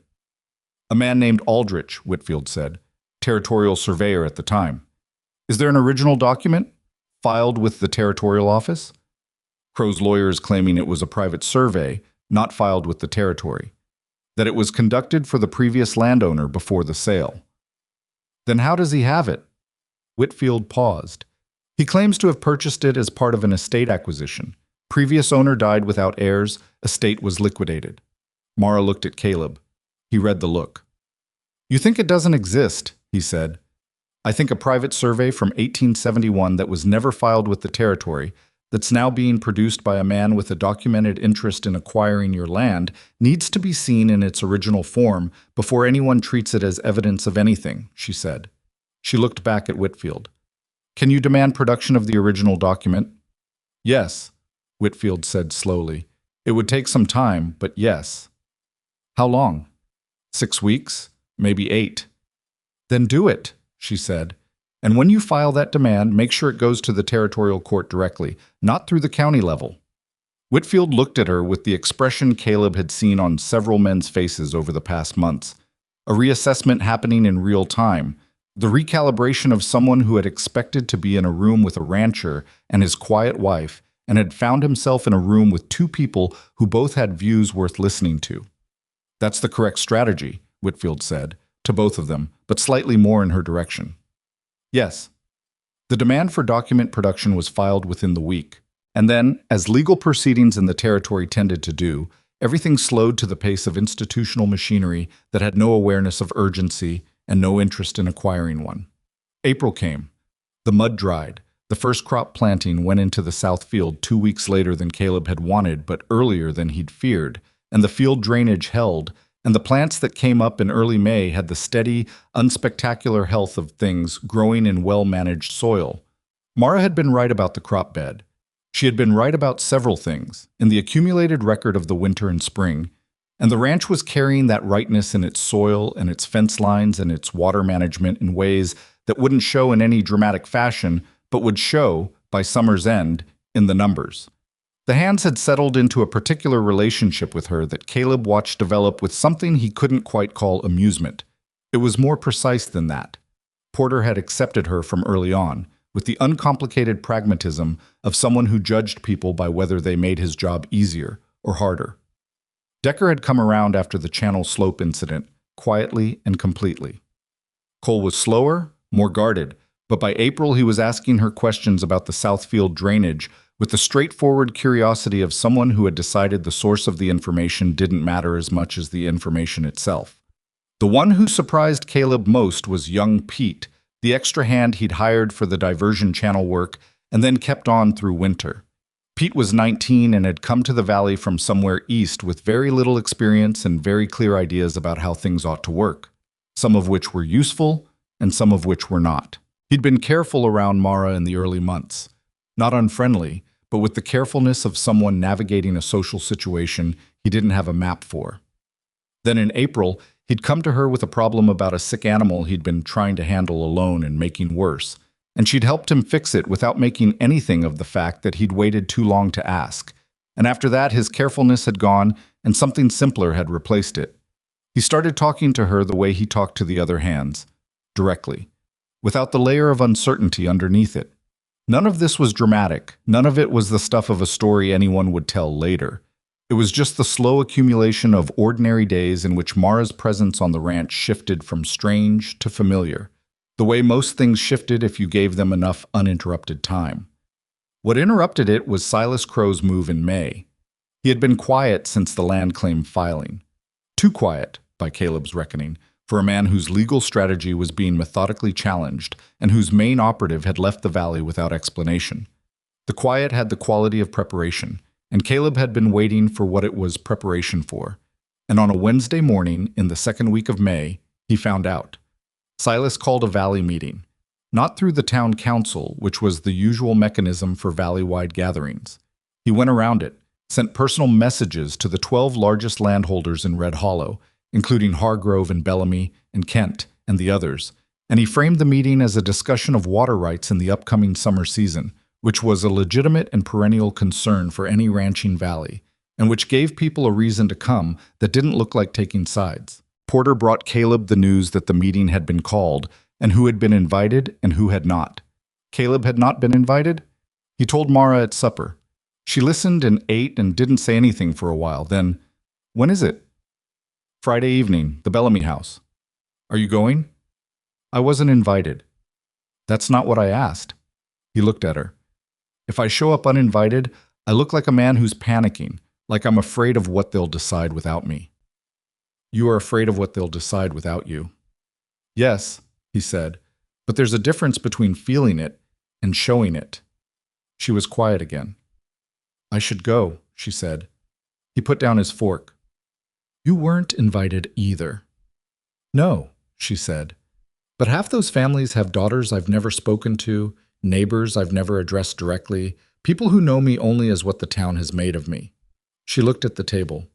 "If I walk into that room, I'm no longer the story they've been telling about me. I'm a person in a room. They might not let you in." "They might not," she said, "but Hargrove will. He told you to come find him if you needed witnesses to your character. That's a man who's positioned himself to be seen as reasonable and fair. He won't turn away a woman at the door in front of his peers." Caleb thought about it. She was probably right about Hargrove. She was usually right about people when she'd had enough time to observe them, which was one of the things that came from years of watching a social structure from the outside. You learn to read the individual parts of it more clearly than people who were inside it.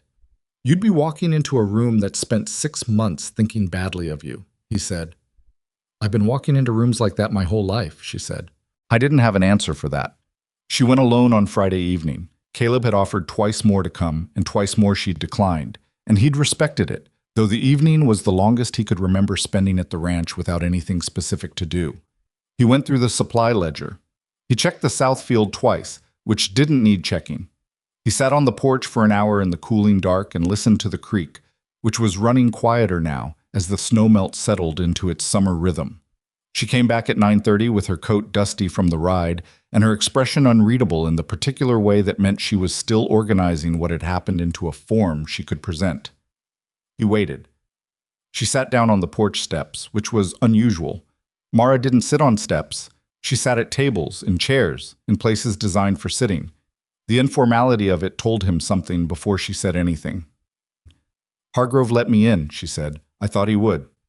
Bellamy tried to object. Hargrove talked over him. She pulled her coat straighter. "Silas was already there.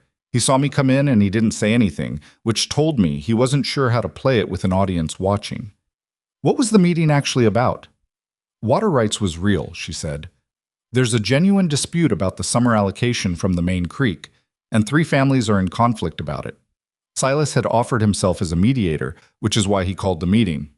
She paused. "It was a smart move.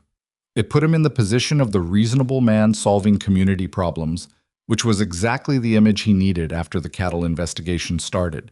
But I had Hargrove and Ruth Decker's husband and 2 others who know the water dispute better than Silas does, and I've mapped that creek in more detail than anyone in that room." She looked out at the dark. "I didn't try to make it about us. I just talked about the water." "What did you say?" She told him. She had walked into that room, and she had not addressed the months of gossip, or the land claim, or the cattle theft, or any of it. She had sat in the chair Hargrove had indicated for her, at the table, not against the wall, which was Hargrove's quiet statement to the room. And when the water discussion began, she had pulled from her coat a section of her hand-drawn map covering the creek's main channel and its tributary patterns, and she had laid it on the table and said calmly that she thought she might be able to help clarify some of the allocation questions. The room had been very still for about 15 seconds. Then Bellamy's eldest son, who managed his family's water intake, had leaned forward and looked at the map and asked where she'd gotten it, and she'd said she'd made it, and he'd asked when, and she'd said over 4 years of tracking the seasonal movement, and he'd been quiet for a moment and then asked if he could see the tributary markings for the eastern branch. She'd shown him. The meeting had run 2 more hours, and by the end of it, the water allocation dispute had moved closer to resolution than it had in 3 years of contention, because Mara had documented information about the creek's behavior that none of them had, and that made the disagreements make sense in a way they hadn't before. Silas had said very little after the first half hour. He had come to the meeting as the man with the answers, and the answers had arrived with someone else, and the room had quietly reorganized itself around the new information source, and there was nothing Silas could do about it without looking like a man who objected to the valley's water problems being solved. "He's not going to forgive you for that," Caleb said when she finished. "No," she said, "he isn't. It'll make him push harder on the land claim." "He was going to push hard regardless," she said. "At least now some of those families have sat in a room with me and had a conversation that wasn't about what they'd decided I was." She looked at her hands. "Bellamy's son shook my hand when he left." Caleb looked at her profile in the dark. The thing Ruth Decker had said in February, "She doesn't know how to let people think well of her," was in his mind. But watching her sit on the porch steps with her coat dusty and her voice carrying the flatness of someone who had just spent 2 hours managing herself in a difficult room, he understood that what looked like not knowing was actually something more complicated. She knew how to let people think well of her. She just didn't know how to trust that it would hold. "You did well tonight," he said. She didn't answer immediately. Then, "I talked about water."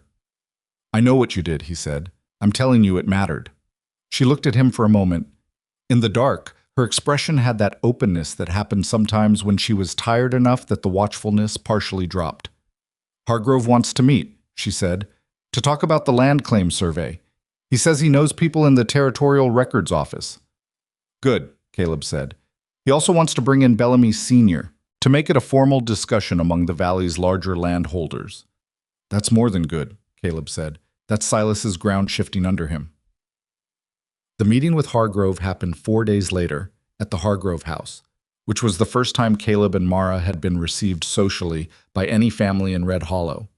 It had the slight awkwardness of all first times, the awareness of what hadn't happened in the months before, the careful avoidance of the subject of the daughters and the rejection and everything that had followed, but Hargrove moved through it with the practical efficiency of a man who had decided that what happened next was more important than what had already happened, and his wife set out coffee and food without ceremony and talked to Mara about the creek map with genuine curiosity, which cut the awkwardness faster than any formal acknowledgement could have.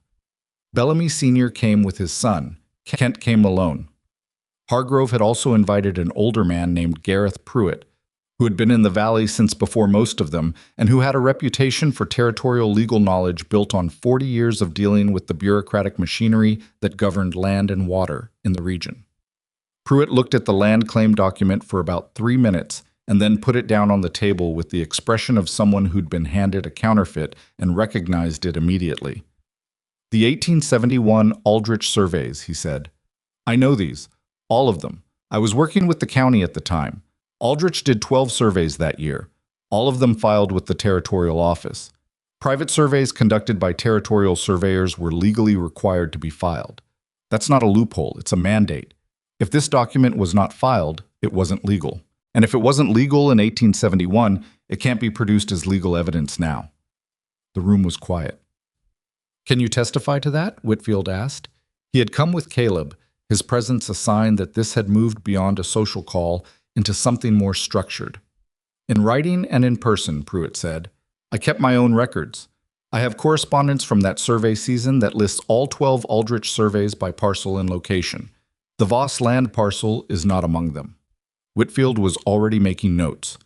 Mara was watching Pruitt with an expression of complete stillness that Caleb recognized as what happened when she got information she'd been looking for. "He manufactured it," Bellamy Sr. said quietly. It was not a question. "He produced a document that doesn't exist in any official record and claimed it as evidence," Pruitt said. "What you call that is your business." Hargrove looked at Caleb. "We've all done business with Silas Crow at some point," he said. Some of us more than others. This, he gestured at the document, this changes things. It should have changed things when he started circulating lies about my cattle management, Caleb said, with a flatness that was not quite accusation, but was not entirely free of it either. The silence that followed had the quality of a room of men acknowledging something they would rather not acknowledge. Hargrove took it without deflecting. "You're right," he said. "I'm not going to argue that." It was the second time Hargrove had said something honest and difficult to Caleb in recent months, and Caleb gave it the same reception both times. He acknowledged it and moved forward, because backward was not a useful direction. "What I need," Caleb said, "is for this group to put their names on a formal statement to the territorial court attesting to the procedural requirements of the 1871 survey season, corroborating what Pruitt knows. The more voices on that statement, the harder it is for Crow's lawyer to challenge it." "I'll sign it," Hargrove said immediately. Bellamy Sr. looked at his son.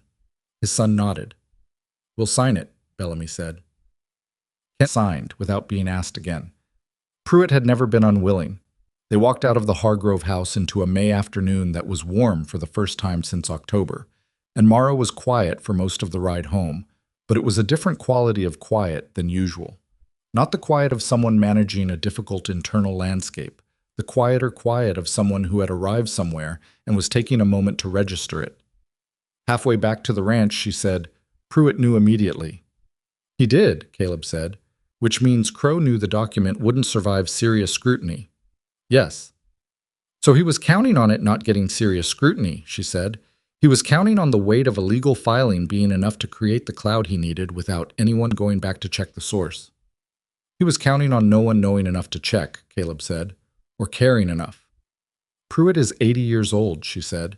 "If he'd died 2 years ago or moved away or just not been at that table." "He wasn't," Caleb said. "He was there." She was quiet again. Then, "Things work out sometimes by accident." "Sometimes," he said, "and sometimes by showing up at meetings you weren't invited to with a map you made yourself." She looked at him sidelong, and there was something in her expression he didn't see often enough. Not quite a smile, but the thing that preceded one when she let it get that far. "The map was useful," she said. "It was," he agreed. The territorial court received Whitfield's filing with Pruitt's affidavit and the corroborating statement from Hargrove, Bellamy, Kent, and 2 other Valley landholders by the end of May. Crow's lawyer asked for a 60-day extension to respond, which was granted as a matter of routine, which meant the summer would run with the legal process in its background hum without resolution. What changed was the foreground. The Valley meeting, the Hargrove house, the signed statement. These things moved through Red Hollow's information channels, the same way everything moved through them, faster than telegraph and less accurate. And what emerged on the other side was a version of events that was not entirely true and not entirely false. The version was this. Caleb Voss's wife had come to the water meeting with maps nobody else had. She'd helped solve something that had been stuck for 3 years. And the survey Silas Crow was using to try to take the Voss land was apparently not real, which several of the Valley's more respected men had put their names to in writing. None of this rehabilitated Mara in any complete sense. Rehabilitation required an admission of original error, and most people in Red Hollow were not built for that kind of clean accounting of their own behavior. What happened instead was something more typical, and in its way more durable. They simply began treating her differently without ever acknowledging that they had treated her badly before. She noticed it in small ways. The clerk at the general store began filling her orders without the small hesitations that had been his version of the town's disapproval.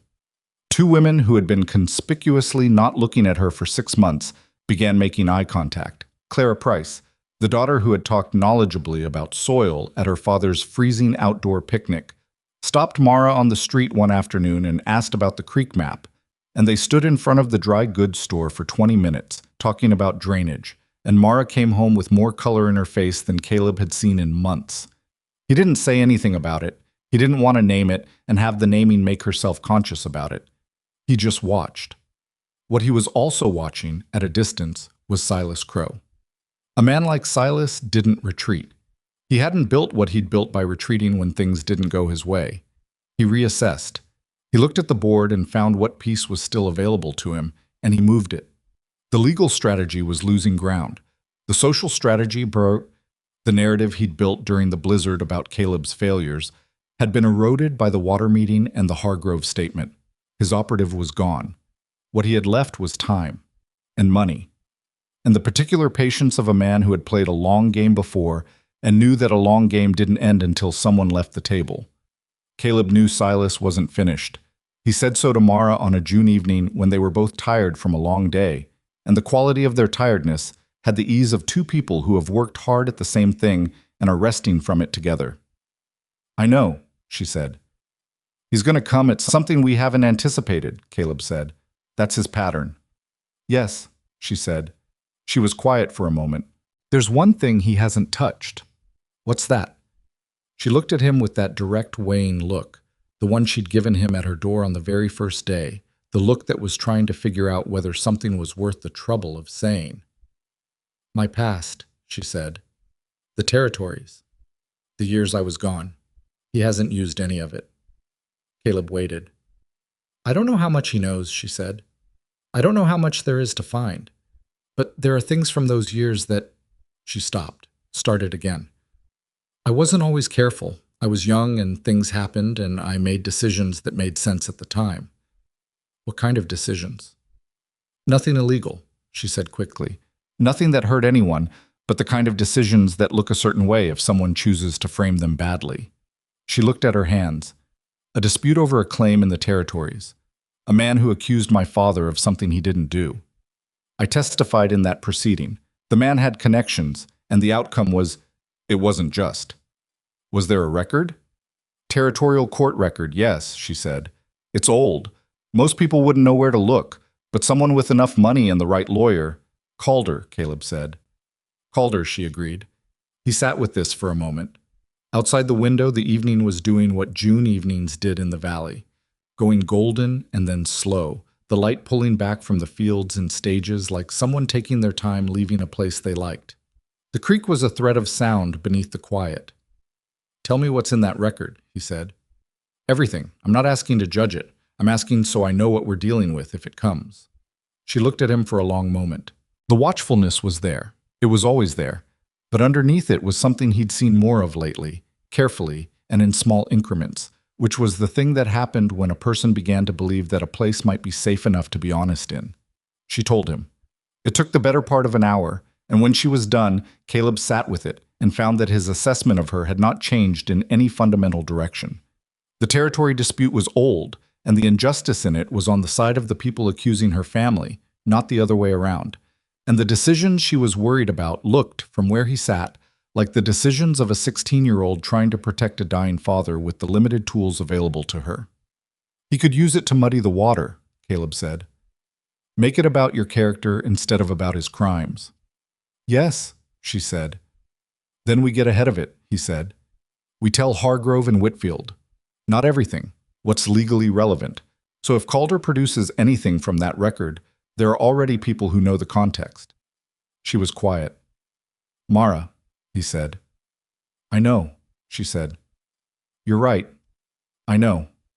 She said it the way she said things that cost her something, flatly, cleanly, without drama. "I'm not used to having people to tell things to." He looked at her. The golden light was mostly gone now, and the kitchen was in the comfortable dimness that came before you lit the lamps. And she was sitting across the table with her hands flat on its surface and the expression of someone who had said something true and was waiting to see what happened to it. "You have them now," he said. She looked at him for a moment. Then she looked at her hands. "I'll talk to Hargrove," she said. "Tomorrow." He got up and lit the lamp, and the kitchen came into the warm, ordinary light of an evening that was not resolved and was not finished, and had in it the particular quality of a thing that was still being built. Imperfect and ongoing and more solid than it looked from the outside, the way the best things usually were. Mara talked to Hargrove on a Thursday morning in the first week of July. She rode over alone, which was her preference for anything that required her to say difficult things. An audience of one was easier to manage than an audience of two, even when the second person was on her side. Caleb watched her go from the porch and then went back to the work of the day, which was what you did when you had learned that the person you were married to was more capable than your instinct to protect her. She was back by noon. She unsaddled her horse, turned it into the paddock, and came to where Caleb was working on the equipment shed door, which had been warping for 2 seasons and had finally reached the point where it required real attention. "How did it go?" he said. He already knew about the territory dispute, she said. Not the details, but he'd heard there was something in my past from Bellamy, who heard it from someone. He didn't know who. She leaned against the shed wall. He said he was glad I'd come to him directly, that it was the right thing to do. Did he seem... He wasn't troubled by it, she said, with the slight relief of someone reporting a thing they'd been uncertain about. He said what you said, that if Calder tries to use it, having people who know the context is the defense. She looked at the paddock. He's going to tell Whitfield today, and he said... She paused. He said that Silas Crow had done something to every family in this valley at some point, that he'd been patient because Silas was powerful, not because they trusted him, and that this had gone on long enough.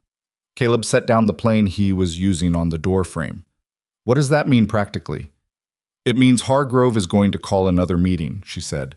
A real one, through the town council this time, and he wants us there. The meeting happened 10 days later. It was the first full valley meeting. All major landholders, council members, Birch, 2 men from the county commissioner's office who had ridden out specifically for it, that Red Hollow had held in 3 years. Silas Crow received the same notification as everyone else. He came, which surprised some people and didn't surprise Caleb at all. A man who didn't show up to a meeting about his own affairs was a man who had already lost. The room was the largest in the valley, the community hall that the town had built in its optimistic early years, and that got used for weddings and disputes and the occasional dance and not much else. Caleb and Mara arrived together and sat at the table Hargrove had indicated, which was near the front, which was another of Hargrove's quiet statements. Silas sat on the opposite side with his jaw set and the contained stillness of a man keeping his reactions below the surface. Whitfield presented first. He had distilled the months of legal proceedings into a clear, sequential account: the missing cattle, the cut fence, the documented evidence from Trace and Birch, the 3 Voss animals found in the holding enclosure on the other side of the mountain pass. He presented Pruitt's affidavit about the 1871 survey requirements and the physical impossibility of the document Crow had produced as evidence. He presented the corroborating statements from Hargrove, Bellamy, Kent, and the others.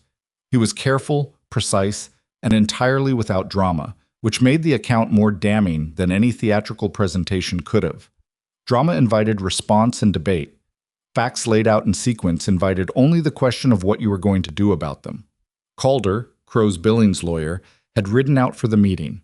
He was a tall, composed man with the air of someone who had been in rooms like this many times and had learned to treat them as performances rather than confrontations.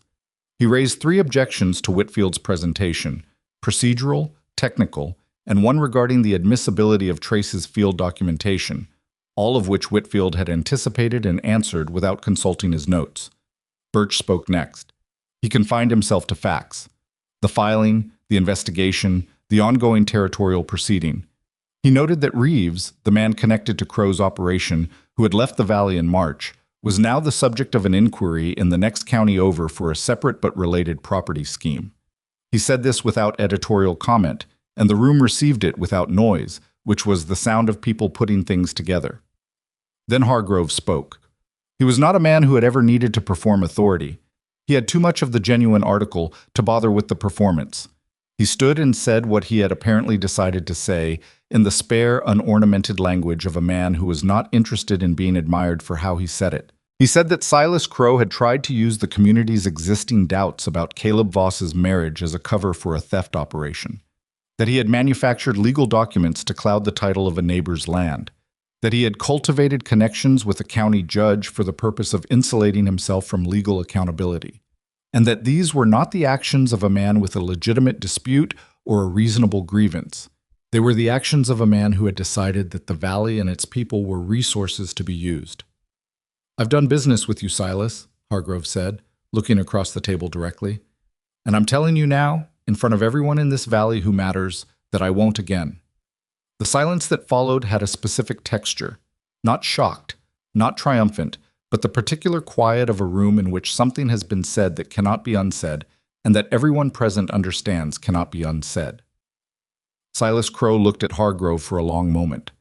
Then he looked at Mara, which was interesting, Not at Caleb, at Mara, with an expression that was controlled and cold and contained something that was almost respect, in the way that a man who has been outmaneuvered can respect the thing that outmaneuvered him without being able to admit it. He said nothing. He stood, gathered his coat, and left the meeting with Calder behind him, and the door closing on his exit was the quietest thing that had happened in that room all evening. It was not over. Caleb knew that, and so did everyone else in the room. The territorial proceedings would continue for months. Crow still owned his land and his money and his Billings lawyer, and the legal machinery moved at its own pace regardless of what happened in community halls.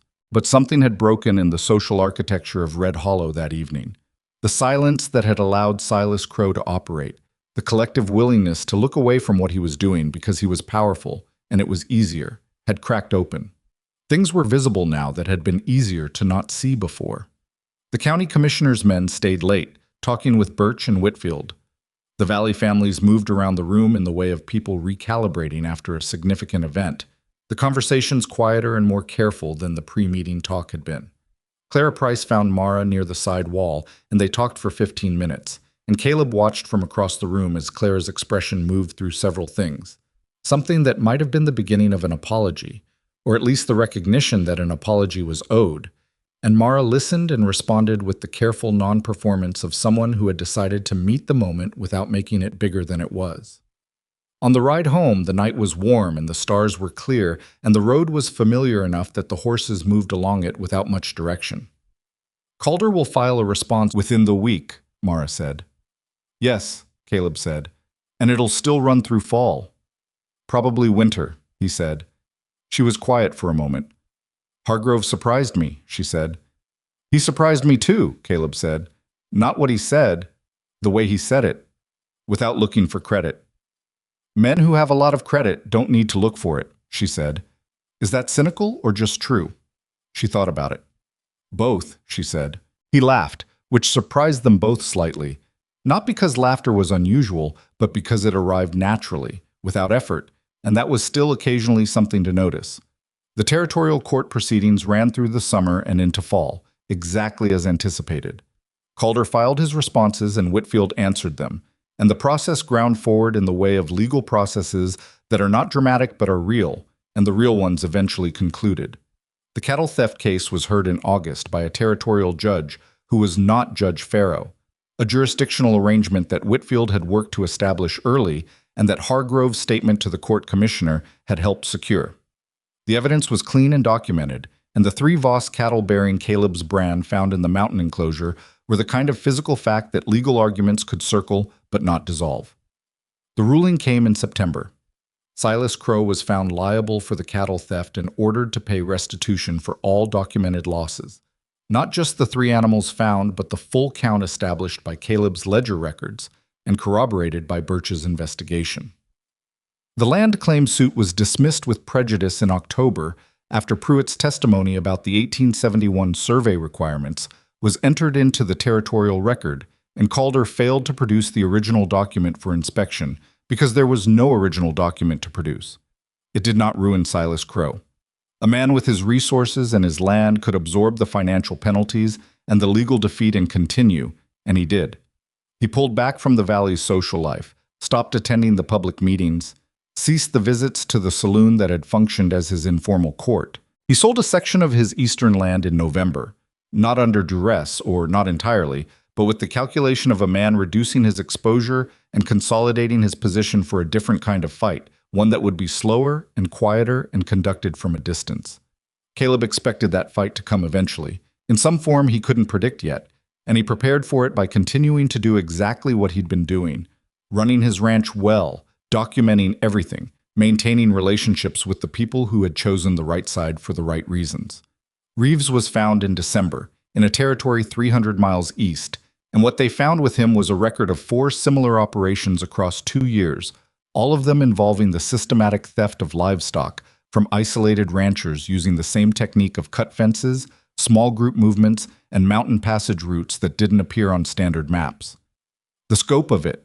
When Birch received the territorial investigator's report and shared it with Caleb and Whitfield, was larger than any of them had fully understood. Silas Crow's name appeared 3 times in Reeves's recorded statements, twice in a context that would have been straightforwardly criminal, and once in a context that Calder managed to successfully complicate. The criminal investigation ran parallel to the civil proceedings, and the outcome of it was a separate question that would take longer to resolve. But it was a question that was now being asked officially and on the record, which was its own form of accountability.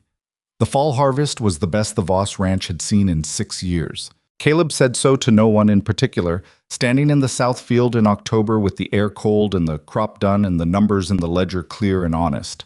Porter was beside him and said something about the drainage system, which was true. The field drainage had held through a wet summer and the root structure was healthy in a way that would compound into next season's yield. Caleb agreed and didn't say what he was thinking, which was that 6 months earlier he had been running these numbers the other way, looking at a shortfall that Silas Crow had engineered and the winter had compounded, and the distance between that version of things and this one felt significant in a way that arithmetic didn't fully capture. He went looking for Mara and found her in the back room with her maps, updating notations from the summer's water tracking. She had been adding to the maps consistently through the year. They were more detailed now, covered more terrain, had accumulated the data of a full seasonal cycle on top of the 4 years she'd built them before coming to the ranch. She'd started teaching Pete the notation system in August, after he asked to learn it, and the maps had begun to function less as one woman's private record of a landscape she'd been studying alone and more as something that belonged to the ranch itself. "Harvest numbers are good," he said from the doorway. "I heard Porter tell Decker," she said, without looking up. "You don't seem particularly surprised." "I'm not," she said. "The field drainage was right. The crop bed was right. The conditions were right." She made a notation. "Good outcomes aren't surprising when the work has been done correctly. They're expected."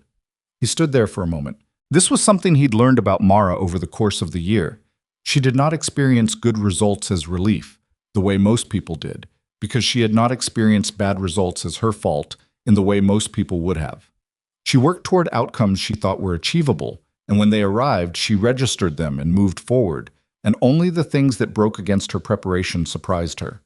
It was a different relationship with outcomes than he'd had before, and living close to it had done something to how he worked, some shift toward the same quality of straightforward expectation, which was its own kind of confidence. "There's something I want to show you," she said, setting down the pen. She took a rolled section of the map and spread it on the table.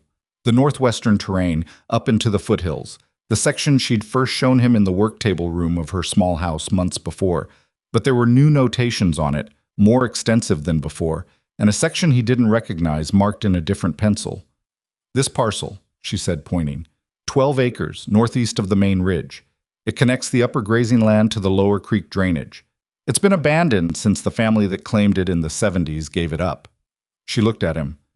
"The water access is good, better than anything available on your current northern boundary. If the land were acquired, it would solve the seasonal drainage problem in the north pasture permanently, not just with a diversion channel, but at the source." He looked at the map. The parcel she was indicating was land he'd been aware of as unclaimed territory for years without ever focusing on it specifically. On the map, in Mara's notation system, its relationship to the ranch's existing water management was suddenly clear in a way it hadn't been before. "That would take a territorial land claim process," he said. "Yes," she said. "It would take about 4 months and the filing fees are manageable." She paused. "I've already drafted the preliminary application, if you want to see it." He looked at her. "When did you draft it?" "June," she said. A slight thing moved through her expression, not quite sheepishness, which was too soft a word for Mara, but something adjacent to the acknowledgement that she had perhaps gotten ahead of herself. "I wasn't sure when the right time would be to bring it forward. There was a great deal happening." "There was," he agreed. "The timing seems better now," she said. He looked at the map for another moment. "Let me see the application," he said. She produced it from a folder beneath the map, already organized, already complete in its preliminary form, waiting for the moment when the rest of the year had cleared enough to make it possible. He read through it carefully and found it precise and thorough and laid out in the practical language of someone who had read enough of these documents to understand what a territorial land office needed to see. "We file in January," he said, "after the new year. Give the legal proceedings time to fully settle before we add another process." That's what I thought, she said. He set the application down on the table and looked at her. She was watching him with that direct look, not the weighing look of the early days, which had carried in it the question of whether he was worth the trouble of honest engagement. Something past that. The look of someone who had been in a place long enough to trust it, mostly, in the partial and imperfect way that real trust always worked. You've been planning ahead, he said. I'm always planning ahead, she said. I just don't always tell you how far. The winter came in December and was hard, but not the hard of the previous year, which had carried in it the weight of everything that was unresolved. This winter had a different quality. Still cold, still demanding, but the cold of a season that had no particular grievance with you, just the ordinary demands of weather in a mountain valley. The hands worked through it with the established rhythm of people who knew what they were doing and trusted the systems they were working within. The cattle count was healthy. The field drainage held. The firewood supply was exactly sufficient, which was Porter's domain and a point of personal precision for him. Caleb found him on a January evening when the temperature had dropped to the edge of painful, and the wind was doing the thing it did off the Bitterroot Range that made the windows sound like they were being tested, sitting at the kitchen table with the land application in front of him, and Mara across the table with her own work, and the lamp between them, and the wood stove keeping the room at a temperature that was genuinely comfortable. He thought about the year, not in a summarizing way. He was not naturally a person who summarized, but the way you thought about something when you were inside it, when the distance required for summary wasn't available, and what you had instead was the texture of it, the individual moments that had accumulated into whatever this was. The fence post in October, the diversion channel, the 8 days of work in the cold, the morning she'd walked the Northwest line alone and come back with her hand on the saddle and her eyes carrying the sharpness of something found. The 2 days at the Decker farm, Mara talking to Ruth with a directness she didn't usually extend to people she hadn't known for years. Hargrove on the porch with his hat in his hands. The meeting in the community hall and Silas's face when Hargrove said what he said. The harvest numbers. And underneath all of it, not separate from it but woven through it, visible only in accumulated context, the fact that Mara was still here. That she had stayed not out of obligation or the absence of alternatives, but because this was, against the odds of her history and the valley's first judgment of her, a place where she had decided to be. He understood that this was not a small thing. He understood it better now than he had in October, when he'd asked her to marry him with the honest but incomplete framing of two people being useful to each other. They were that. They were also something else, something that had no good name in the practical vocabulary they both tended to use, and he was not going to try to name it at the kitchen table on a January night, but he was aware of it. The application is ready, he said. She looked up from her work. I know, you've been looking at it for 20 minutes without marking it. I'm reading carefully. You've read it 4 times, she said. What are you thinking about? He considered the question honestly, which was what she deserved. That a year ago I had no idea this conversation was coming, he said. Any of it. She looked at him for a moment. Neither did I, she said. Does that bother you? The not knowing? The way it turned out, he said. She was quiet, and the quiet was not the calculating quiet of early days, but the thoughtful quiet of someone taking a question seriously. No, she said finally. It doesn't bother me. And then, which was unusual for her, does it bother you? Not even slightly, he said. She looked at the lamp between them. Something in her expression softened by one small degree, that incremental opening that happened when she allowed a thing to reach her. She picked up her pen and went back to her work, which was her version of saying something she didn't have words for, and he filed the application in the folder and went back to the supply ledger, and the stove worked steadily and the wind ran itself out against the house without finding a way in. Outside, the valley was under a foot of new snow, the creek running dark beneath its ice cover, the Bitterroot Range invisible in the cloud cover, but present in the way things you know well are present even when you can't see them. Red Hollow was quiet, the particular quiet of a community that had been through something and was now in the after of it. Not recovered, not transformed, not any of the clean words, but changed in the ongoing, provisional way that communities actually changed when something real had moved through them. Hargrove had told Caleb in November that 3 families had quietly declined to renew business arrangements with Silas Crow for the coming year. Two of them had not previously had any particular issue with Silas. They had simply looked at what had come out over the year and made a calculation. That was how it worked, usually. Not with speeches or dramatic reversals, but with the quiet reallocation of trust. People deciding in private what they were and weren't willing to be part of. Mara filed the land application in mid-January, in person, at the county office, and the clerk processed it without any of the small hesitations that had once characterized transactions with her in Red Hollow. She came back and reported that the process would take 3 to 4 months and noted, with the flat matter-of-factness that was her natural register, that the clerk had been professional and thorough. Caleb noted that she had not said he was kind or welcoming or that she'd felt at ease, just that he had been professional. It was what she asked for from public interactions. Not warmth, just the ordinary dignity of being processed the same as anyone else. That she now reliably received it was a change from the year before, and she had incorporated it into her expectations without ceremony. The land claim was approved in April. 12 acres, northeast of the main ridge, became part of the Voss Ranch on a Wednesday morning when the ground was thawing and the first real warmth of the year was making itself felt in the south-facing slopes. Caleb rode the boundary of the new parcel with Mara, and they walked the section where the water access was strongest, and she showed him where she planned to redirect the north pasture drainage to take advantage of the natural contours of the terrain, and he could see it. The logic of it was clear on the ground the same way it had been clear on the map, which was what happened when the person drawing the map was working from real knowledge of real land. "This'll take a season to develop properly," she said. "The terrain needs preparation before the drainage channels can be cut." "Summer work," he said. "Most of it," she said. "Some of it fall." They stood on the high point of the new parcel, and the valley was visible below them, the whole of Red Hollow, the thread of the main creek, the irregular patchwork of the ranches and farms, the smoke from the town's chimneys, the road running south toward the county seat. From up here it looked smaller than it felt from inside it, which was always the case with things you were close to. "When I first came to your door," Mara said, not looking at him, looking at the valley, "I thought you were probably like the other men who'd approached my father's land over the years, looking for something to acquire." "Were you wrong?" he said. She was quiet for a moment. "You were looking for something," she said, "just not what I thought." "What do you think I was looking for?" She looked at him then. The spring light was clear and the air had the particular cleanliness of high ground in April, and her face had the expression that he'd come to think of as her most honest one. Not soft, not guarded, just clear. "Someone who would tell you what for," she said. He remembered the door, he remembered the rasp in her hand and the organized room behind her and the complete absence of performance in the question she'd asked. He had walked back to his horse that day, thinking he'd made an error coming at all, and then thinking he hadn't, and then riding back the following Wednesday, and the Wednesday after that. "Yes," he said, "that's what I was looking for."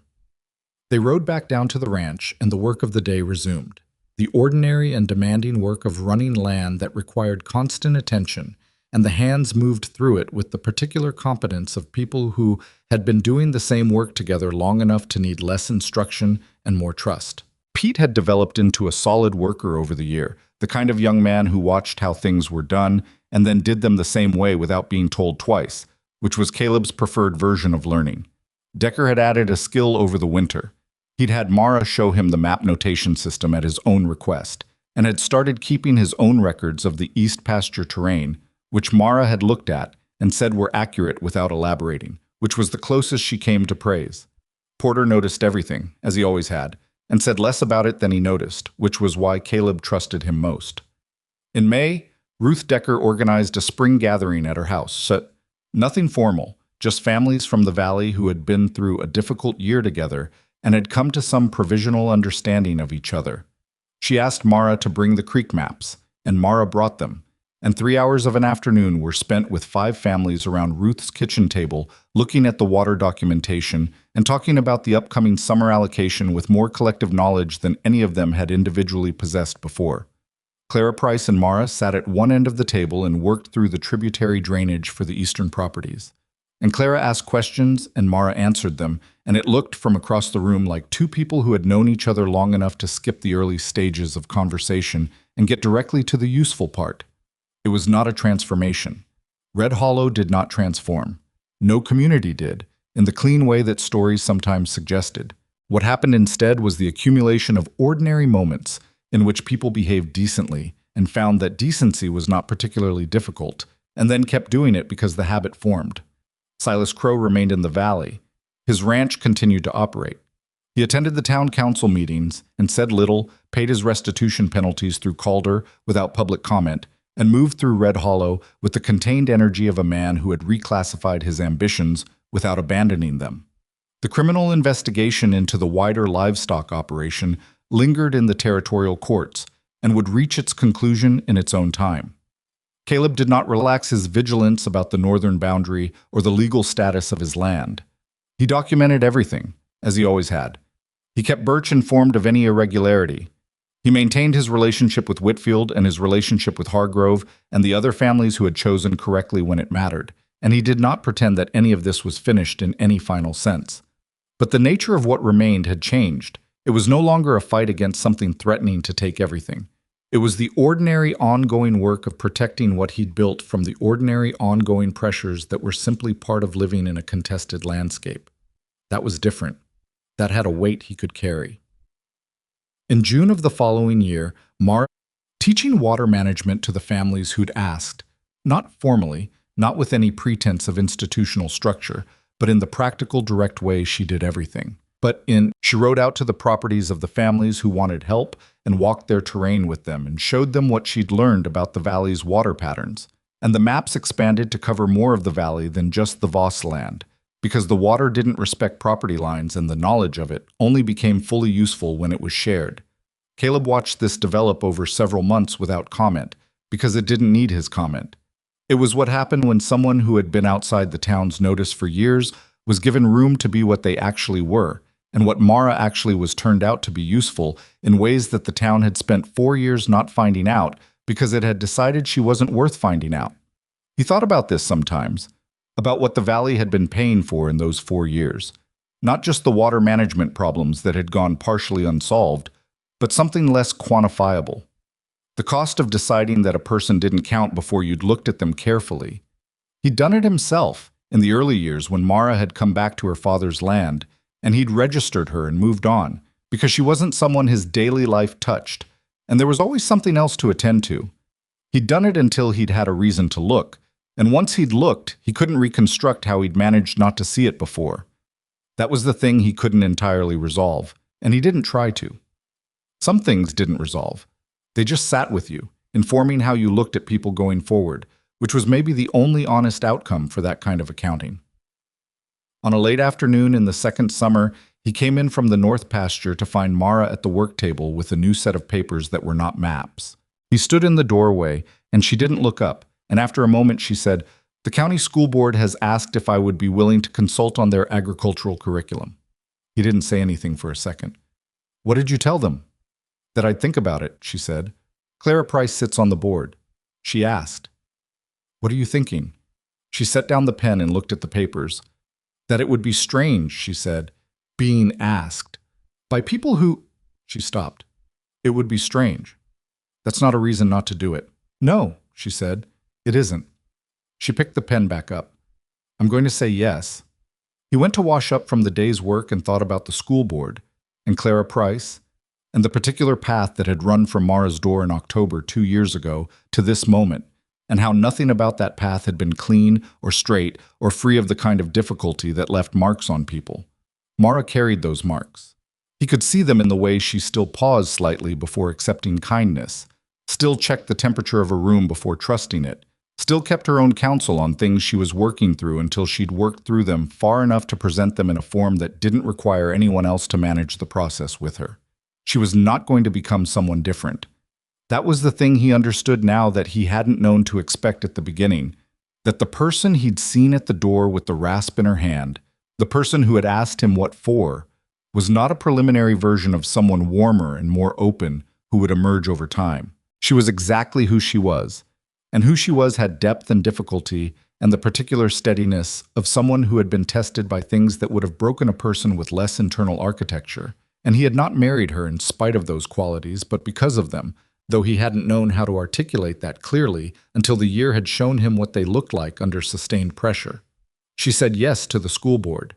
She began the consultations in the fall, riding out to the schoolhouse 2 mornings a week, and she came back from those mornings with a quality of tiredness that was different from work tiredness, more layered, slightly off balance in the way that happened when something required you to be more present to other people than your habits preferred.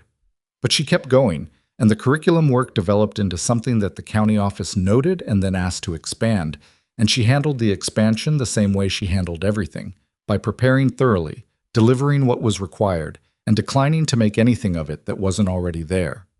Caleb told her, on an evening when she'd come back from the schoolhouse and was at the table with the day's tiredness on her, that she'd done something real. He meant it specifically, and she received it specifically, without deflecting it into something smaller than it was, which was how he knew she was learning, slowly, imperfectly, in the way real learning happened, to let good things land. The valley did not become a simple place.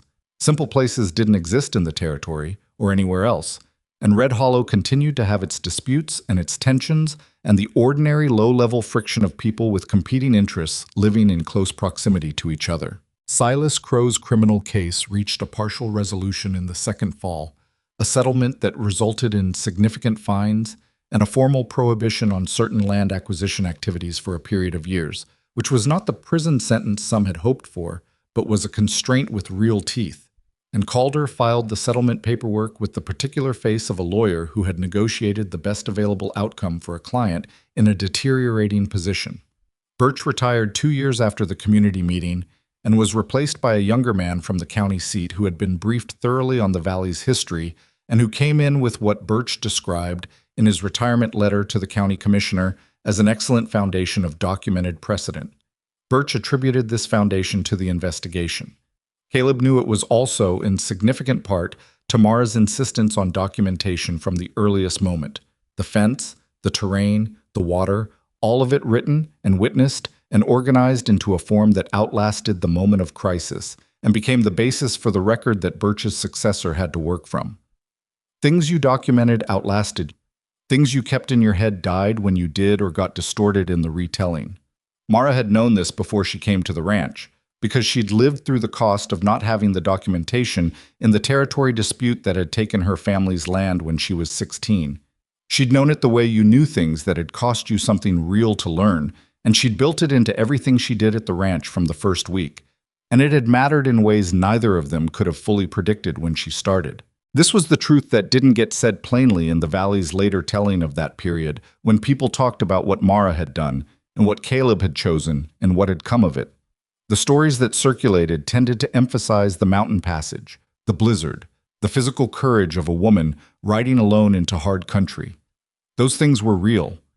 But the more persistent thing, the thing that had actually built what they'd built, was less dramatic and harder to tell as a story. The diversion channel, correctly calculated before the first snow. The map, 4 years in the making.